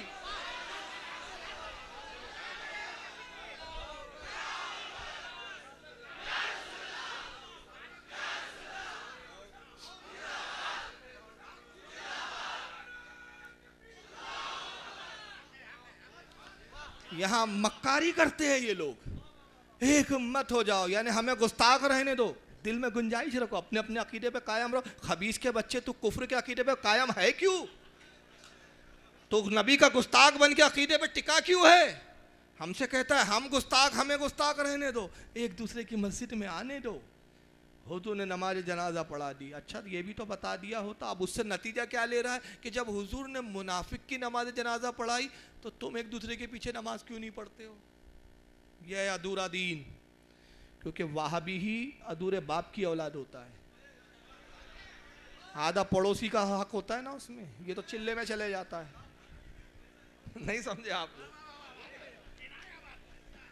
میں کنایہ بھی تو بولو, یہ تو چلے میں چلا جاتا ہے نا 40 دن کے لیے, باقی کام پڑوسی کر دیتا ہے پھر. اور ایسا ہے ایک صاحب گئے 40 دن 2 سال چلے میں لکھا دیا اس کے نام. اس نے جوش دلایا دین کی راہ میں نکلو, تو ایک جوش میں کھڑا ہوا 2 سال کے لیے صاحب دین کی راہ میں. اب 2 سال بعد گھر لوٹا, آتے سی بیگم نے خوشخبری سنائی, جی مبارک ہو میں ماں بننے والی ہوں. کہا بیگم پاگل ہو گئی ہو, 2 سال سے باہر ہیں ہم, کیسے ماں بن گئی تم؟ کہا کیوں, آپ ہی تو کہتے تھے اللہ ڈائریکٹ دیتا ہے. دے دیا ڈائریکٹ. اب بریلی والی بولی بولنا پڑا مجبوری میں, مجبوری جب آتی تبھی بریلیویت یاد آتی ہے. کہا بیگم دینے پہ تو قادر ہے ڈائریکٹ, مگر وسیلہ بھی تو ضروری ہے. میرا تو وسیلہ تھا نہیں, آیا کہاں سے؟ تو فوراً بیوی بھی چھٹی بھی تھی. کہا توبہ کیجئے, آپ ہی تو کہتے تھے وسیلہ مانگنا شرک ہے, آپ ہی توبہ کرو. یہ ہے وہ لوگ. یہ تو بتا دیا حضور نے نماز جنازہ پڑھائی, اس کے بعد کا نہیں بتائیں گا, کیونکہ اس کے بعد کا بتا دیں گا تو اس کے عقیدے کی دھجیاں اڑ جائیں. حضرت عمر نے جب حضور کا جھبا پکڑ کے کھینچا, روایتوں میں جا کے دیکھ لو, حدیثوں کی معتبر کتابوں میں موجود ہے, یا رسول اللہ آپ اس منافق کا نماز جنازہ پڑھائیں گے؟ تو حضور نے یہ نہیں کہا کہ میرے رب نے کہا 70 بار استغفار کرے تو میں بخش دوں گا, تو میں 70 بار. حضور نے یہ نہیں فرمایا, بلکہ کیا فرمایا, اے عمر میرے رب نے مجھے اختیار دیا, چاہے میں ان کے لیے مغفرت کی دعا کروں چاہے نہ کروں, یہ تو بخشے نہیں جائیں گے, لیکن مجھے میرے رب نے اختیار دیا, حبیب تو چاہے تو پڑھا دے چاہے نہ پڑھا, انہیں کوئی فائدہ نہیں. مگر میں دیکھ رہا ہوں عمر کہ اگر میں نے اس کی نماز جنازہ پڑھا دی تو اسلام کو بہت بڑا فائدہ ہے. فائدہ کیا ہے؟ حضور کی نگاہ دیکھ رہی تھی, اور رسول اللہ نے جیسی نماز جنازہ پڑھائی, اپنا کرتا دیا, لواب دہن دیا, تو اس کے جتنے قبیلے کے لوگ جتنے کافر تھے انہوں نے کہا دیکھو محمد کو گالیاں بکتا تھا, محمد کی توہین کرتا تھا, مگر محمد کتنے رحم کرنے والے کہ آخری وقت میں اس کے ساتھ یہ سلوک کر رہے ہیں. واقعی محمد کا دین سچا ہے, محمد جھوٹے نہیں ہیں. 1 لاکھ کی پوری آبادی اسلام میں داخل ہو گئی. یہ حضور کی نگاہ دیکھ رہی تھی, تو وہ چھوڑ دیا.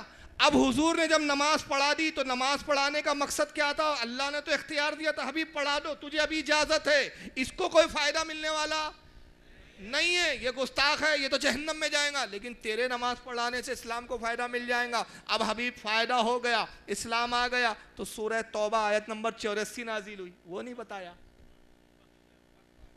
بتایا. سورہ توبہ کی آیت نمبر 24 نازل ہوئی, 84 نازل ہوئی. اللہ نے فرمایا وَلَا تُصَلِّ عَلَىٰ حَادٍ مِّنْهُمْ مَاتَ أَبَدًا وَلَا تَقُمْ عَلَىٰ قَبْرِهِ. اللہ نے فرمایا اے حبیب اب ان میں سے آئندہ کسی کی میت پر کسی کے جنازے پر ہرگز نماز نہ پڑھنا. اب پڑھ دیا آپ نے, ہم نے اجازت دے دی تھی, پڑھ دیا, اب آئندہ اب قانون آ رہا ہے اب مت پڑھنا, اب منع کر دیا. اور صرف یہی نہیں کہ نماز جنازہ وَلَا تَقُمْ عَلَىٰ قَبْرِهِ, اور اے حبیب ان کی قبر پر بھی کبھی کھڑے مت ہونا.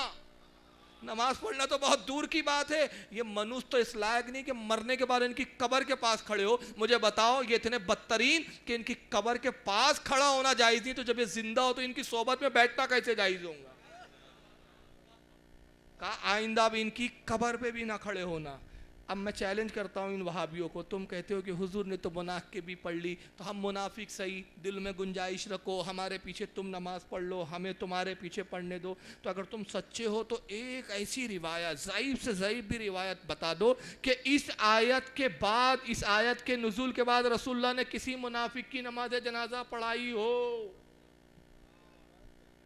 بتا دو. نہیں, بلکہ اس کے بعد کیا کیا رسول اللہ نے معلوم ہے؟ جاؤ طبرانی معجم الاوسط اٹھاؤ, تفسیر کبیر اٹھاؤ, تفسیر خازین اٹھاؤ, ساری کتابیں اٹھا کے دیکھو. پھر سورہ توبہ کی ایک آیت نازل ہوئی جس کا مفہوم یہ, اللہ نے فرمایا حبیب ان قریب یہ دوہرے عذاب میں مبتلا ہوں گے. تو نبی پاک جمعے کے دن کھڑے ہوئے, یہ سلوک کیا رسول نے. اس کے بعد اب جمعے میں کھڑے ہوئے, اور کھڑے ہونے کے بعد خطبہ ارشاد فرمایا, اور دوران خطبہ ایک ایک منافق کی طرف دیکھا. مسجد میں منافق بھی بیٹھے ہوئے, سارے منافق بیٹھے مسجد نبوی میں. حضور نے فرمایا یا فلاں ابن فلاں قوم, ہے فلاں ابن فلاں کھڑے ہو, فخرج فإنک منافق, چل باہر نکل تو منافق ہے, نکال مسجد سے باہر. اے فلاں ابن فلاں قوم کھڑے ہو, فخرج چل باہر نکل, فإنک منافق, تو منافق ہے. صحابہ کہتے ہیں قسم خدا کی رسول اللہ ایک ایک شخص کا نام لے کر کھڑے کرتے.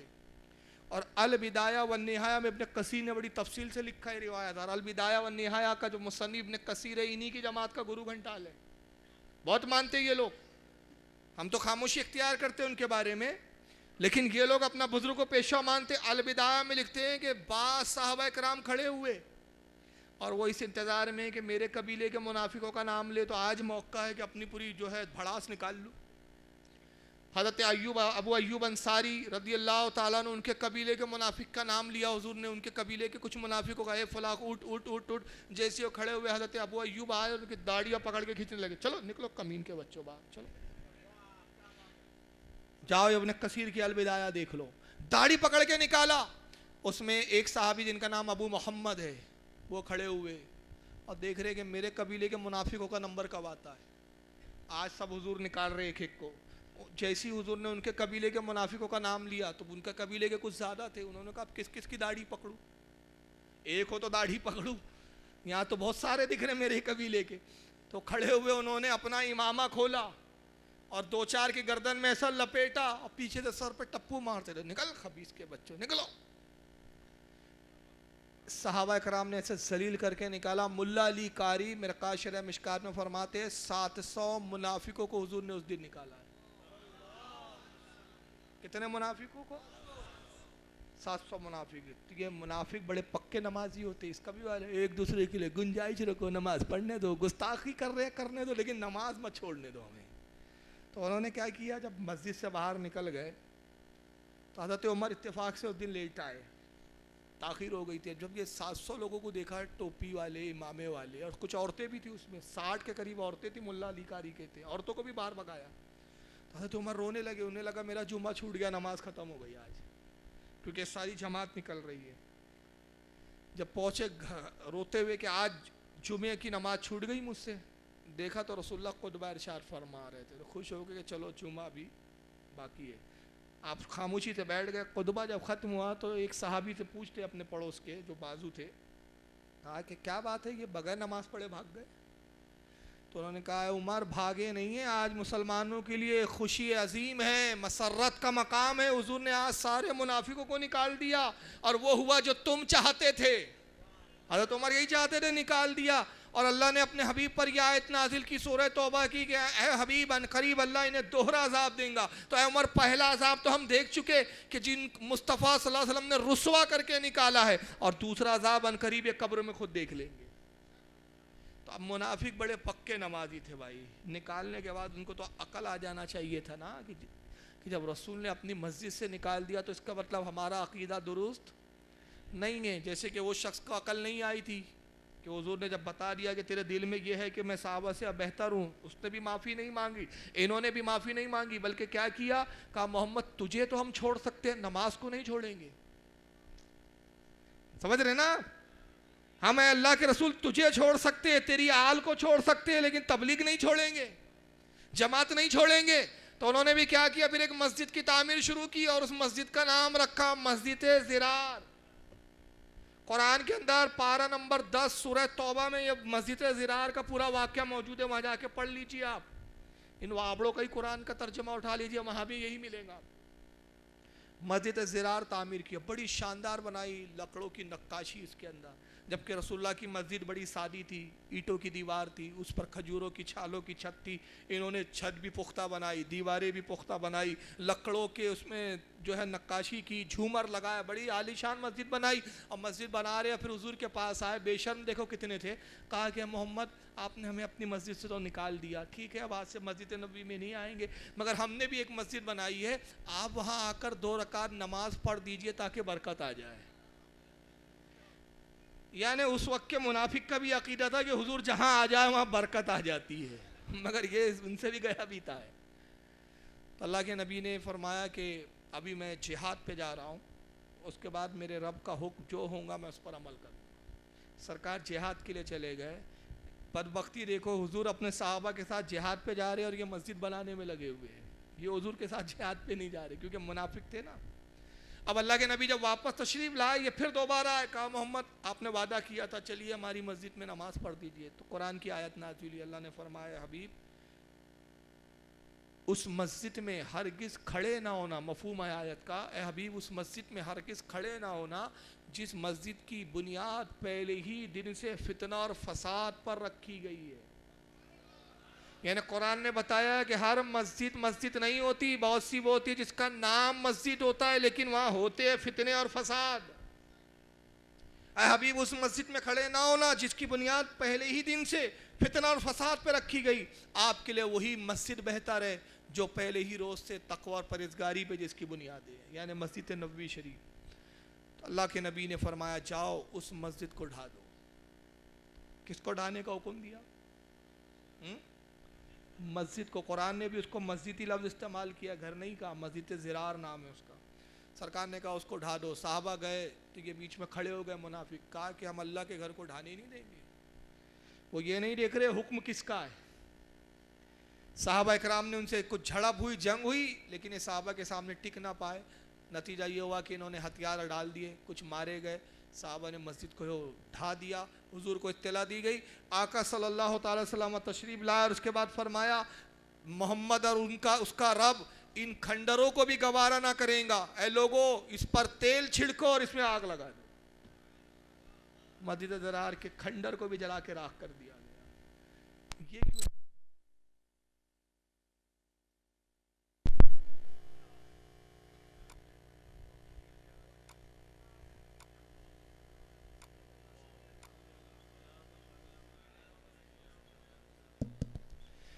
لیکن یہ پوری نہیں بتائیں گا. وجہ کیا ہے؟ اسلام کا ایک پہلو بتاتے ہیں اور دوسرا پہلو چھپاتے ہیں. جس دن یہ وہابی پورا پہلو بتائیں گے ان کے عقیدے کی دھجیاں اڑ جائیں گی. ان کا عقیدہ کتنا باطل ہے یہ عوام کے سامنے خود ظاہر ہو جائے گا. لیکن آئیے، میں نے تمہید یہ شروع کی تھی، یہ ضمناً میں نے بات کی کہ یہ دوگلا فرقہ ہے اور ان کے دوگلے پن کا حال کیا ہے پتہ ہے؟ میں نہیں کہتا، خود انہی کا بھائی ایک ہے جو اہل حدیث جماعت کا ہے، وہ خود گواہی دے رہا ہے کہ یہ اتنے دوگلے ہوتے ہیں کہ اپنا باطل عقیدہ چھپاتے ہیں، دکھاتے کچھ اور ہیں. یہ میں نہیں کہتا، میں کہوں گا تو الزام ہوں گا ان کے گرو، انہی کے بھائی لوگ جو اہل حدیث کہلاتے ہیں اور دونوں فرقے عبدالوہاب نجدی کو ماننے والے ہیں. وہ خود کیا کہتا ہے؟ مولوی معراج ربانی کی یہ ویڈیو سن لیجئے، وہ خود کیا بیان دیتا ہے، ذرا سنیے. اور ایک اور بنیادی فرق ہے. ارے کہاں چلے گئے بھائی؟ اور ایک اور بنیادی فرق ہے، اور وہ بنیادی فرق دیوبندی اور بریلوی میں یہ ہے کہ بریلوی جو بھی بات کہتا ہے عقیدے کی ہو، یا مذہب کی ہو یا مسلک کی ہو یا صوفیوں کی باتیں ہوں یا عقیدوں کی باتیں ہوں یا یہ تمام سب باتیں جو ہیں وہ ڈنکے کی چوٹ پر کہتا ہے. بریلوی جو بھی کہتا یا کرتا یا لکھتا ہے وہ ڈنکے کی چوٹ پر دنیا کے سامنے بیان کرتا ہے, اپنے مسلک عقیدے سلسلے تصوف کا وہ اعلان کرتا ہے. مگر دیوبندی اور بریلوی میں یہی ایک اور بنیادی فرق یہ ہے کہ دیوبندی حضرات یہی سب کچھ کرتے ہیں لیکن سب پردے کی آڑ میں کرتے ہیں. سب کس کی آڑ میں کرتے ہیں؟ پردے کی آڑ میں کرتے ہیں. بظاہر وہ بریلویوں کو تانے دیتے ہیں اور انہیں قبوری کہتے ہیں اور انہیں مشرک اور بدعتی کہتے ہیں اور انہیں نیاز اور فاتح کرنے والا کہتے ہیں, لیکن بباطن یہی لوگ اپنی کتابوں کے اندر اپنے اندرونی طور پر آپس میں یہ لوگ جو ہے وہی کام کرتے ہیں, لیکن یہ اپنی کتابوں میں یہ تمام سب لکھتے ہیں, عوام کے سامنے یہ باتیں بیان نہیں کرتے. لیکن پردے کی آڑ میں یہ لوگ آپس میں مفاہمت اور آپس میں دوستی کے ہاتھ بڑھانے کی بہت کوششیں کر رہے ہیں, دونوں ملنے کی کوشش کر رہے ہیں. حنفی دیوبندی جو ہیں ان کی بہت کوشش ہے بریلویوں کو منا لیں دنا لیں تاکہ یہ ایک ہو جائیں, لیکن بریلوی ان کو تو منہ بھی نہیں لگاتا. یہ تو اگر مسجد میں گھس جائیں تو انہیں مسجدیں دلواتا ہے بریلوی, بہت دور بھاگتا ہے دیوبندیوں. وہابیوں سے تو بات ہی نہیں کرتے, کہتے یہ لوگ تو کھرے لوگ ہیں, اسے تو چھوڑو, یہ تو کھلے کافر ہیں, سیدھے کہتے ہیں. لیکن دیوبندیوں کو یہ کہتے ہیں یہ چوہے ہیں, چوہوں کی طرح دلوں کے اندر گھس کر کے اور اس طرح جڑیں کاٹتے ہیں. جیسے مملکت عربیہ کے اندر, سعودی عربیہ کے اندر ہمارے ملکوں کے بہت گھس آئے ہوئے چوہے موجود ہیں, یہاں بھی چوہے موجود ہیں. یہ شیر بن کر کے میدان میں نہیں آتے ہیں, یہ چوہوں کی طرح قطر قطر کاٹتے ہیں یہ لوگ, سمجھ رہے ہیں. جہاں موقع ملتا ہے اور جہاں نہیں ملا وہاں بلوں میں گھس جاتے ہیں. ہاں ہم بھی وہی تم بھی وہی, سب کچھ ہم بھی موحد تم بھی موحد, لیکن یہ منافق ہے. دراصل غلط کہنے کا مطلب یہ ہے. اب ان کا بھائی خود کہہ رہا ہے بریلی وہ ہے جو اپنا عقیدہ ٹانکے کی چوڑ پہ, اور یہ چوہے ہیں اندر کچھ باہر کچھ, اندر کتریں گے تو وہی ہمیں آنے دو, ہمیں رہنے دو, ہم ملنے دو. لیکن یاد رکھیے اللہ کے رسول نے ہمیں بتا دیا کہ میری سیرت کے دو پہلو ہے. اگر تمہارے سامنے مشرک آئے تو محبت سے بات کرو, ہو سکتا ہے کہ تمہاری محبت تمہارا اخلاق دیکھ کے وہ اسلام قبول کر لے. مگر یہ دیوبندی خبیث آئے تو یہ گستاخ ہے, یہ توہین کرنے والے ہیں, ان کے ساتھ نرمی نہیں کی جائیں گی, سختی کی جائے گی. ان کے ساتھ وہی سلوک کیا جائے گا جو حضور نے کیا ہے کہ ان کی مسجدوں کو جلا دیا گیا. اب میں یہ تو نہیں کہہ رہا ہوں آپ سے کہ آپ مسجدیں جلائیں, کیونکہ ہم ہندوستان میں رہتے ہیں, ہندوستانی قوانین کو دیکھ کے چلنا, لیکن اتنا تو کریں کہ ان کی مسجدوں میں جانے سے پرہیز کریں. اب آئیے ایک دوسرا میں یہاں سے پہلو لے رہا ہوں کہ ان کے نظریات اور عقائد کیا ہے, دوگلا پنا کہاں پہ ان کا شروع ہوتا ہے اور دوگلے پنے کہاں سے آتے ہیں. سب سے پہلے میں ایک چیز دکھا رہا ہوں, یہ مولوی طاہر غیابی صاحب ہے, ان کا ایک اعلان سن لیجیے آپ. اور میں آج آپ کو یہ چیزیں سامنے رکھ کے آپ سے میں ایک نتیجہ پوچھنا چاہوں گا, کیا ایسے لوگوں کو آپ لڑکیاں دینا پسند کریں گے؟ ایسوں کی لڑکیاں اپنے گھروں میں لانا پسند کریں گے؟ ایسوں کے پیچھے آپ نماز پڑھنے کو جائز سمجھتے ہیں؟ ایسوں کے پیچھے آپ چاہتے ہیں کہ ان کے نماز جنازے بھی پڑھے جائیں اور پڑھائے جائیں؟ آئیے یہ ذرا پہلو کو دیکھیں. مولوی طاہر غیابی زندہ ہے, ان کا مولوی گیا کا رہنے والا ہے, بہار کا. یہ ایک اعلان کر رہا ہے, ذرا اس کو سن لیجیے. قرآن سمجھنا ہے تو دیوبند شمس میں سمجھنا ہوگا. مولانا اشرف علی صاحب, قرآن سمجھنا ہے تو دیوبند شمس میں سمجھنا ہوگا. مولانا اشرف علی صاحب تھانوی سے سمجھنا ہوگا.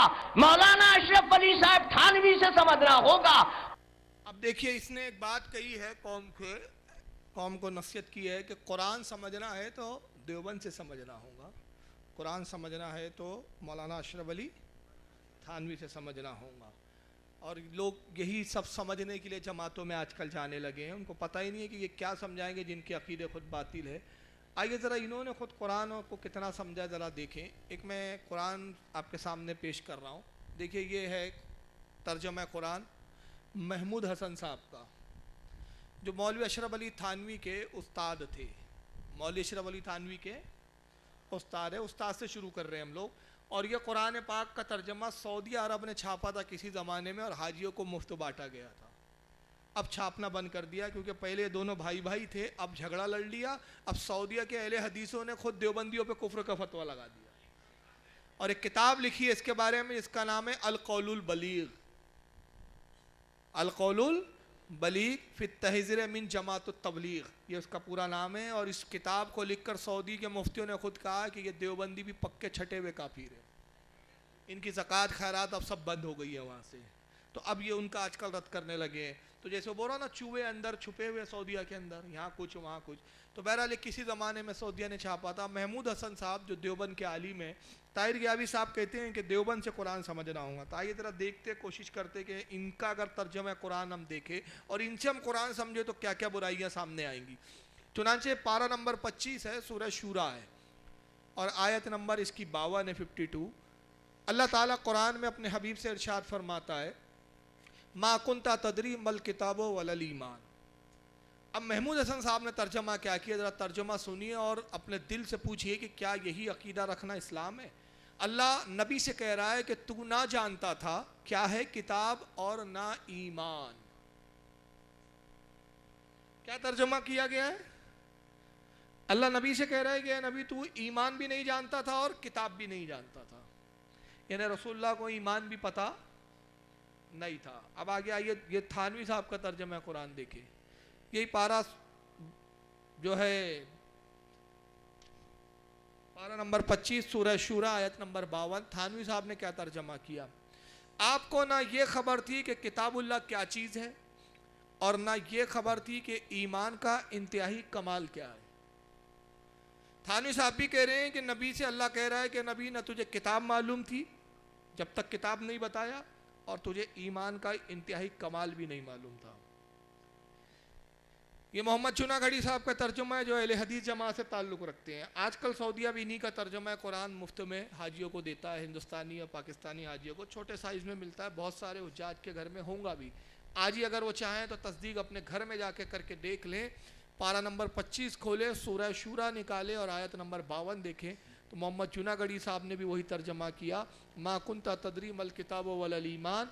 आप इससे पहले ये भी नहीं जानते थे कि किताब और ईमान क्या चीज़ है। यानी ये भी तर्जुमा कर रहे हैं कि अल्लाह नबी से कह रहा है नबी ना तू किताब जानता था और ना ईमान जानता था। ये जमात इस्लामी के मौलवी साहब है अबू आला मौदूदी, उनका तर्जुमा कुरान है, ये भी मर गए। पहले तबलीगी जमात में रह गए 7 साल अबू आला मौदूदी साहब, फिर तबलीगी जमात से इनकी खटपट हुई, झगड़े हो गए, इख्तलाफ हुए, नतीजा ये हुआ कि इन्होंने जमात इस्लामी के नाम से अपनी एक अलग जमात कायम की। तर्जमा किया तफहीमुल कुरान के नाम से कुरान पाक का, वही आयत वही सूरत वही पारा, मा कुंता तदरी मल किताब वलल ईमान। तुम्हें कुछ पता ना था कि किताब क्या होती है और ईमान क्या होता है। अब यहाँ पर हो सकता है कि कुछ लोग ये तसव्वुर करें कि यहाँ वलल ईमान लफ्ज़ आया है कुरान में और उसका लफ्ज़ी तर्जमा तो यही होता है कि ईमान नहीं जानते थे। तो उसके जवाब में मैं एक मुख्तसर बात आपसे करना चाहता हूँ। पहली बात कि कुरान में हर जगह लफ्ज़ी तर्जमे से काम नहीं लिया जाता। अगर आप लफ्ज़ी तर्जुमे से काम लोगे तो इससे हिदायत की जगह गुमराहियत फैलेंगी, क्योंकि कुरान खुद अपने बारे में कहता है युदिल्लु बिही कसीरा व यहदी बिही कसीरा। बहुत से लोग इसी कुरान को पढ़कर गुमराह हो जाएंगे और बहुत से इससे हिदायत पाएंगे। तो गुमराह कौन होंगे?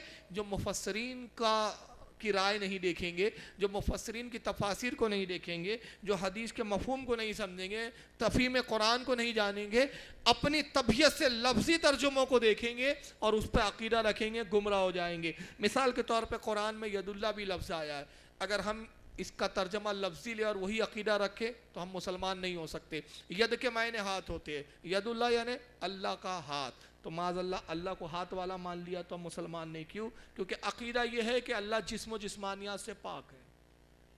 कुरान में वजुल्ला भी लफ्ज़ आया, वजुल्ला के मायने अल्लाह का चेहरा, तो अल्लाह का चेहरा अगर हम तस्लीम कर लेंगे नौज़ु बिल्लाह मिन ज़ालिक तो माज़अल्लाह फिर हमने खुदा को मुजस्सम और जिस्म वाला मान लिया। तो गैरों के और हमारे अकीदे में कोई फ़र्क नहीं हुआ। गैर भी अपने माबूदों का शक्ल मानते हैं, उन माबूदों की हाथ पैर कान नाक सब मानते हैं, हमने भी वही मान लिया, तो उनमें और हम में क्या फ़र्क। हमारा अकीदा ये है, हमारे उलमा ने रसूलुल्लाह ने फरमा दिया बता दिया कि परवरदिगार आलम जिस्म जिस्मानियात से पाक है, उसका कोई जिस्म नहीं है, वो कोई मटेरियल नहीं है। तो कुरान के लफ्ज़ी तर्जुमे नहीं लिए जा सकते। अब देखिए कुरान में एक लफ्ज़ है, अरबी ज़बान में एक लफ्ज़ आता है हब्ल। हब्ल के मायने बहुत सारे होते हैं। हब्ल के एक मायने रस्सी भी होते हैं, हब्ल के मायने जान भी होते हैं, रग भी होते हैं। अब अगर लफ्ज़ी तर्जुमे अगर हम करने बैठे تو عقیدت کفریہ ہو جائیں گی. جیسے کہ قرآن عظیم میں اللہ ایک جگہ فرماتا ہے, اللہ فرماتا ہے وَاعْتَصِمُوا بِحَبْلِ اللَّهِ جَمِيعًا وَلَا تَفَرَّقُوا. اب سارے لوگوں نے ترجمہ یہاں کیا کیا, تم سب مل کر اللہ کی رسی کو مضبوطی سے پکڑ لو اور فرقوں میں نہ بٹو. تو یا حبل اللہ لفظ آیا تو حبل اللہ کا ترجمہ سب نے کیا کیا, اللہ کی رسی, جبکہ حبل کے لغت میں ایک معنی جان رگ بھی آتے ہیں, اور دوسری جگہ یہ حبل آیا وہاں سب نے جان کیا ترجمہ. جیسے اللہ فرماتا ہے نحنو اقرب الیہ من حبل الورید, اللہ فرماتا ہے میں تمہاری شہ رگ تمہاری جان سے بھی زیادہ قریب ہوں. تو یہ حبل کے معنی سب کیا کر رہے ہیں, جان, لیکن وہاں جان نہیں کیا, کیونکہ اگر وہاں جان کریں گے رگ کریں گے کفر ہو جائیں گا. تو اگر جان کرے ترجمہ تو کیا ہوگا, تم سب مل کر اللہ کی جان کو پکڑ لو, تم سب مل کر اللہ کی رگ کو پکڑ لو. تو معاذ اللہ اللہ کی جان ہے کو پکڑ سکتے ہیں, ہاں اللہ کی جان آپ قابو میں لے سکتے ہیں, یہ تو کفریہ عقیدہ ہو جائیں گا. تو سب نے وہاں دوسرا ترجمہ کیا کیا, تعویل سے کام لے کے رسی لیا وہاں مراد, اور پھر رسی کی تفسیر کی کہ اس سے دین مراد ہے, بعض نے کہا قرآن مراد ہے, بعض نے کہا حدیث مراد ہے, بعض نے کہا اہل بیت مراد ہے, مختلف مرادیں لی گئی. تو قرآن کے لفظی ترجمے نہیں لیے جا سکتے, اور اگر لفظی ترجموں کو لے کر ہم عقیدہ رکھیں گے تو معاذ اللہ بہت ساری گمراہیت کی باتیں نکلیں گی. میں اس پر تفسیر بعد میں کرتا ہوں, لیکن آئیے ایک مولوی صاحب کو آپ سن لیجئے جو ترجمہ قرآن ان وہابیوں نے کیا. یہ آج کے جیتے جاگتے مولوی جن کا نام ہے مولوی طالب الرحمان صاحب. طالب الرحمان یہ توصیف الرحمان کا بھائی ہے, یہ بھی اسی آیت کو پڑھ کے کیا ترجمہ کرتا ہے, سن لیجئے. کیونکہ نبی اکرم صلی اللہ علیہ وآلہ وسلم کے بارے میں قرآن کہتا ہے ما کنت تدری مل کتاب ولل ایمان, جب تک ہم نے تجھ کو نہیں بتلایا اس وقت تک نہ تجھ کو ایمان کا پتہ تھا نہ تجھ کو کتاب کا پتہ تھا. آپ نے فرمایا ما انا بقارئن, میں پڑھا ہوا نہیں ہوں. نعوذ باللہ, اللہ کے نبی جھوٹ نہیں بولتے تھے. نبی نے کہا میں پڑھا ہوا نہیں ہوں, اللہ کے نبی جھوٹ نہیں بولتے تھے. اس سے یہ بتانا چاہ رہا ہے کہ حضور ان پڑھ تھے. ہمارا کہنا ہے حضور ان پڑھ نہیں تھے, پڑھا لکھے نہیں تھے. یہ مراد نہیں ہے کہ میں پڑھا ہوا نہیں, اس سے مراد یہ ہے کہ میں کسی سے پڑھا ہوا نہیں ہوں سوائے رب اس کے.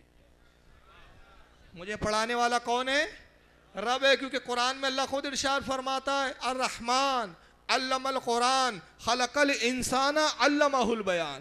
وہی رحمان ہے, سب سے بڑھ کر رحم کرنے والا, جس نے اپنے نبی پر قرآن نازل کیا, انسانیت کی جان محمد کو پیدا کیا اور اس کو کلام کرنا سکھایا. اور ایک دوسرے مقام پہ فرمایا وَعَلَّمَكَ مَا لَمْ تَكُنْ تَعْلَمْ, اے میرے حبیب جو تو نہیں جانتا تھا وہ سب کچھ ہم نے تجھے سکھا دیا. ہم سکھانے والے ہیں. لیکن انہوں نے ترجمہ, انہوں نے مطلب کیا لیا, اللہ کے نبی جھوٹ نہیں بولتے تھے, حضور نے کہا میں پڑھا ہوا نہیں ہوں, مطلب ان پڑھ انگوٹھا بات دور ہوں. اور قرآن کی آیت کا وہی ترجمہ کیا کہ اللہ کہہ رہا ہے کہ نبی جب تک ہم نے بتایا نہیں, نہ تجھے کتاب کا پتہ تھا نہ ایمان کا پتہ تھا. تو حضور کو جب ایمان کا پتہ نہیں تھا تو اس کا مطلب کیا نکلا,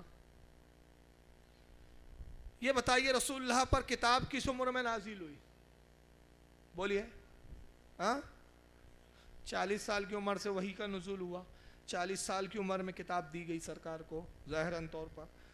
تو جب تک کتاب نہیں دی گئی تب تک ایمان نہیں جانتے تھے. تو اس کا مطلب یہ ہوا کہ 40 سال تک رسول اللہ کفر کی حالت میں تھے. معاذ اللہ استغفر اللہ. یہی مطلب ہوا کہ نہیں, کہ کچھ اور مطلب نکل رہا ہے, بولیے. اگر غلط میں ہوں تو پھر آپ ٹوک دیجئے مجھے. ارے بھائی میں کہوں کہ بھائی جب تک میں نے گریجویشن نہیں کیا, میں اس وقت تک گریجویٹ نہیں تھا, تو بات اس کا مطلب پہلے گریجویٹ نہیں تھا تو میں مطلب کون ہوا, بے پڑھا لکھا ہوا نا. جب پڑھا تب میں پڑھا لکھا کہلایا. اب یہ کہہ رہے ہیں کہ جب تک کتاب ہم نے نہیں نازل کی, جب تک کتاب تجھے نہیں دی, تو نہ کتاب جانتا تھا نہ ایمان بھی نہیں معلوم تھا. تو 40 سال تک رسول اللہ جب ایمان ہی نہیں جانتے تھے تو پھر یہ 40 سال کی عمر تک رسول اللہ کس حال میں گزرے پھر حضور کے. تو یہ عقیدہ کیا یہ تسلیم کرنے لائق ہے کہ معاذ اللہ ہمارا نبی 40 سال تک کفر کی حالت میں؟ تو یہ قرآن کے ترجمے کر کے گمراہیت نہیں پھیلا رہے. کیا یہ وہ عقیدے نہیں ہیں ان منافقوں کے کہ جو نبی کو اپنے سے بھی کمتر سمجھتے تھے؟ یہ تو اپنے آپ کو پیدائشی مسلمان سمجھے, اپنے آپ کو اتنا گریڈ کہ ہم مسلمان کے گھر پیدا ہوئے تو مسلمان. لیکن معاذ اللہ اللہ کے نبی جو ساری کائنات کے جو ہے سب سے افضل ترین شخصیت اور ذات ہے, ان کا یہ حال کہ 40 سال تک ایمان ہی نہیں معلوم. اور اگر 40 سال تک ایمان نہیں معلوم, یہی اگر مراد ہے طالب الرحمان نے بھی وہی ترجمہ کیا, وہی بات بیان کی. اگر یہ مراد لے لی جائے تو پھر ایک سوال کا جواب دے دے میرے. اور میں 3 سال سے تقریباً 2 یا 3 سال تو ہو گئے کہ میں سوال کئی جگہ دہرا رہا ہوں, لیکن کوئی مائیکل الوہابی اب تک جواب نہیں دے پا رہا ہے. اور کیا دیں گا, قیامت آ جائیں گی جواب نہیں دے پائیں گے. میرا ایک چھوٹا سا سوال ہے کہ اگر قرآن کا یہی مطلب لے لیا جائے اور اس پر عقیدہ رکھ لیا جائے جو تم نے ترجمہ میں بیان کیا, اور تمہارا قرآن کا ترجمہ پڑھ کے آدمی یہ تصور کر لے کہ 40 سال تک نبی کو ایمان نہیں معلوم تھا, تو پھر مجھے یہ بتاؤ کہ جب حضور ایمان ہی نہیں جانتے تھے تو غار ہیرا میں اعلان نبوت سے پہلے عبادت کس کی کرتے تھے؟ صرف اس سوال کا جواب دے دو. کون سا بت تھا جس کو نبی پوج رہے تھے؟ اور اگر رسول ایمان نہیں جانتے تھے تو پھر اس حدیث اور اس روایت کا کیا جواب ہے تمہارے پاس کہ حضرت شفا فرماتی ہے, جو حضرت عبد الرحمن ابن عوف کی والدہ ہے, وہ کہتی ہے جب رسول اللہ کی ولادت ہوئی میں بی بی آمنہ کی خدمت میں موجود تھی, دائی کے فرائض انجام دے رہی تھی, میں نے دیکھا کہ محمد پیدا ہوئے تو حالت سجدہ میں تھے. کس کو سجدہ کرتے ہوئے پیدا ہو رہے تھے؟ جب ایمان نہیں معلوم تھا تو مجھے بتاؤ. حضرت شفا کہتی ہے میں نے حضور کو اٹھایا اور جب میں نے ان کو پلٹایا, میں نے الٹ کیا تو دیکھا کہ محمد کے لب ہل رہے, سرکار کے لب ہل رہے. میں نے اپنے کان کو حضور کے قریب کیا تو قسم خدا کی میں نے سنا حضور کہہ رہے تھے رب حبلی امتی رب حبلی امتی رب حبلی امتی. جب ایمان نہیں تھا تو یہ کون سی امت تھی جس کو حضور یاد کر رہے تھے؟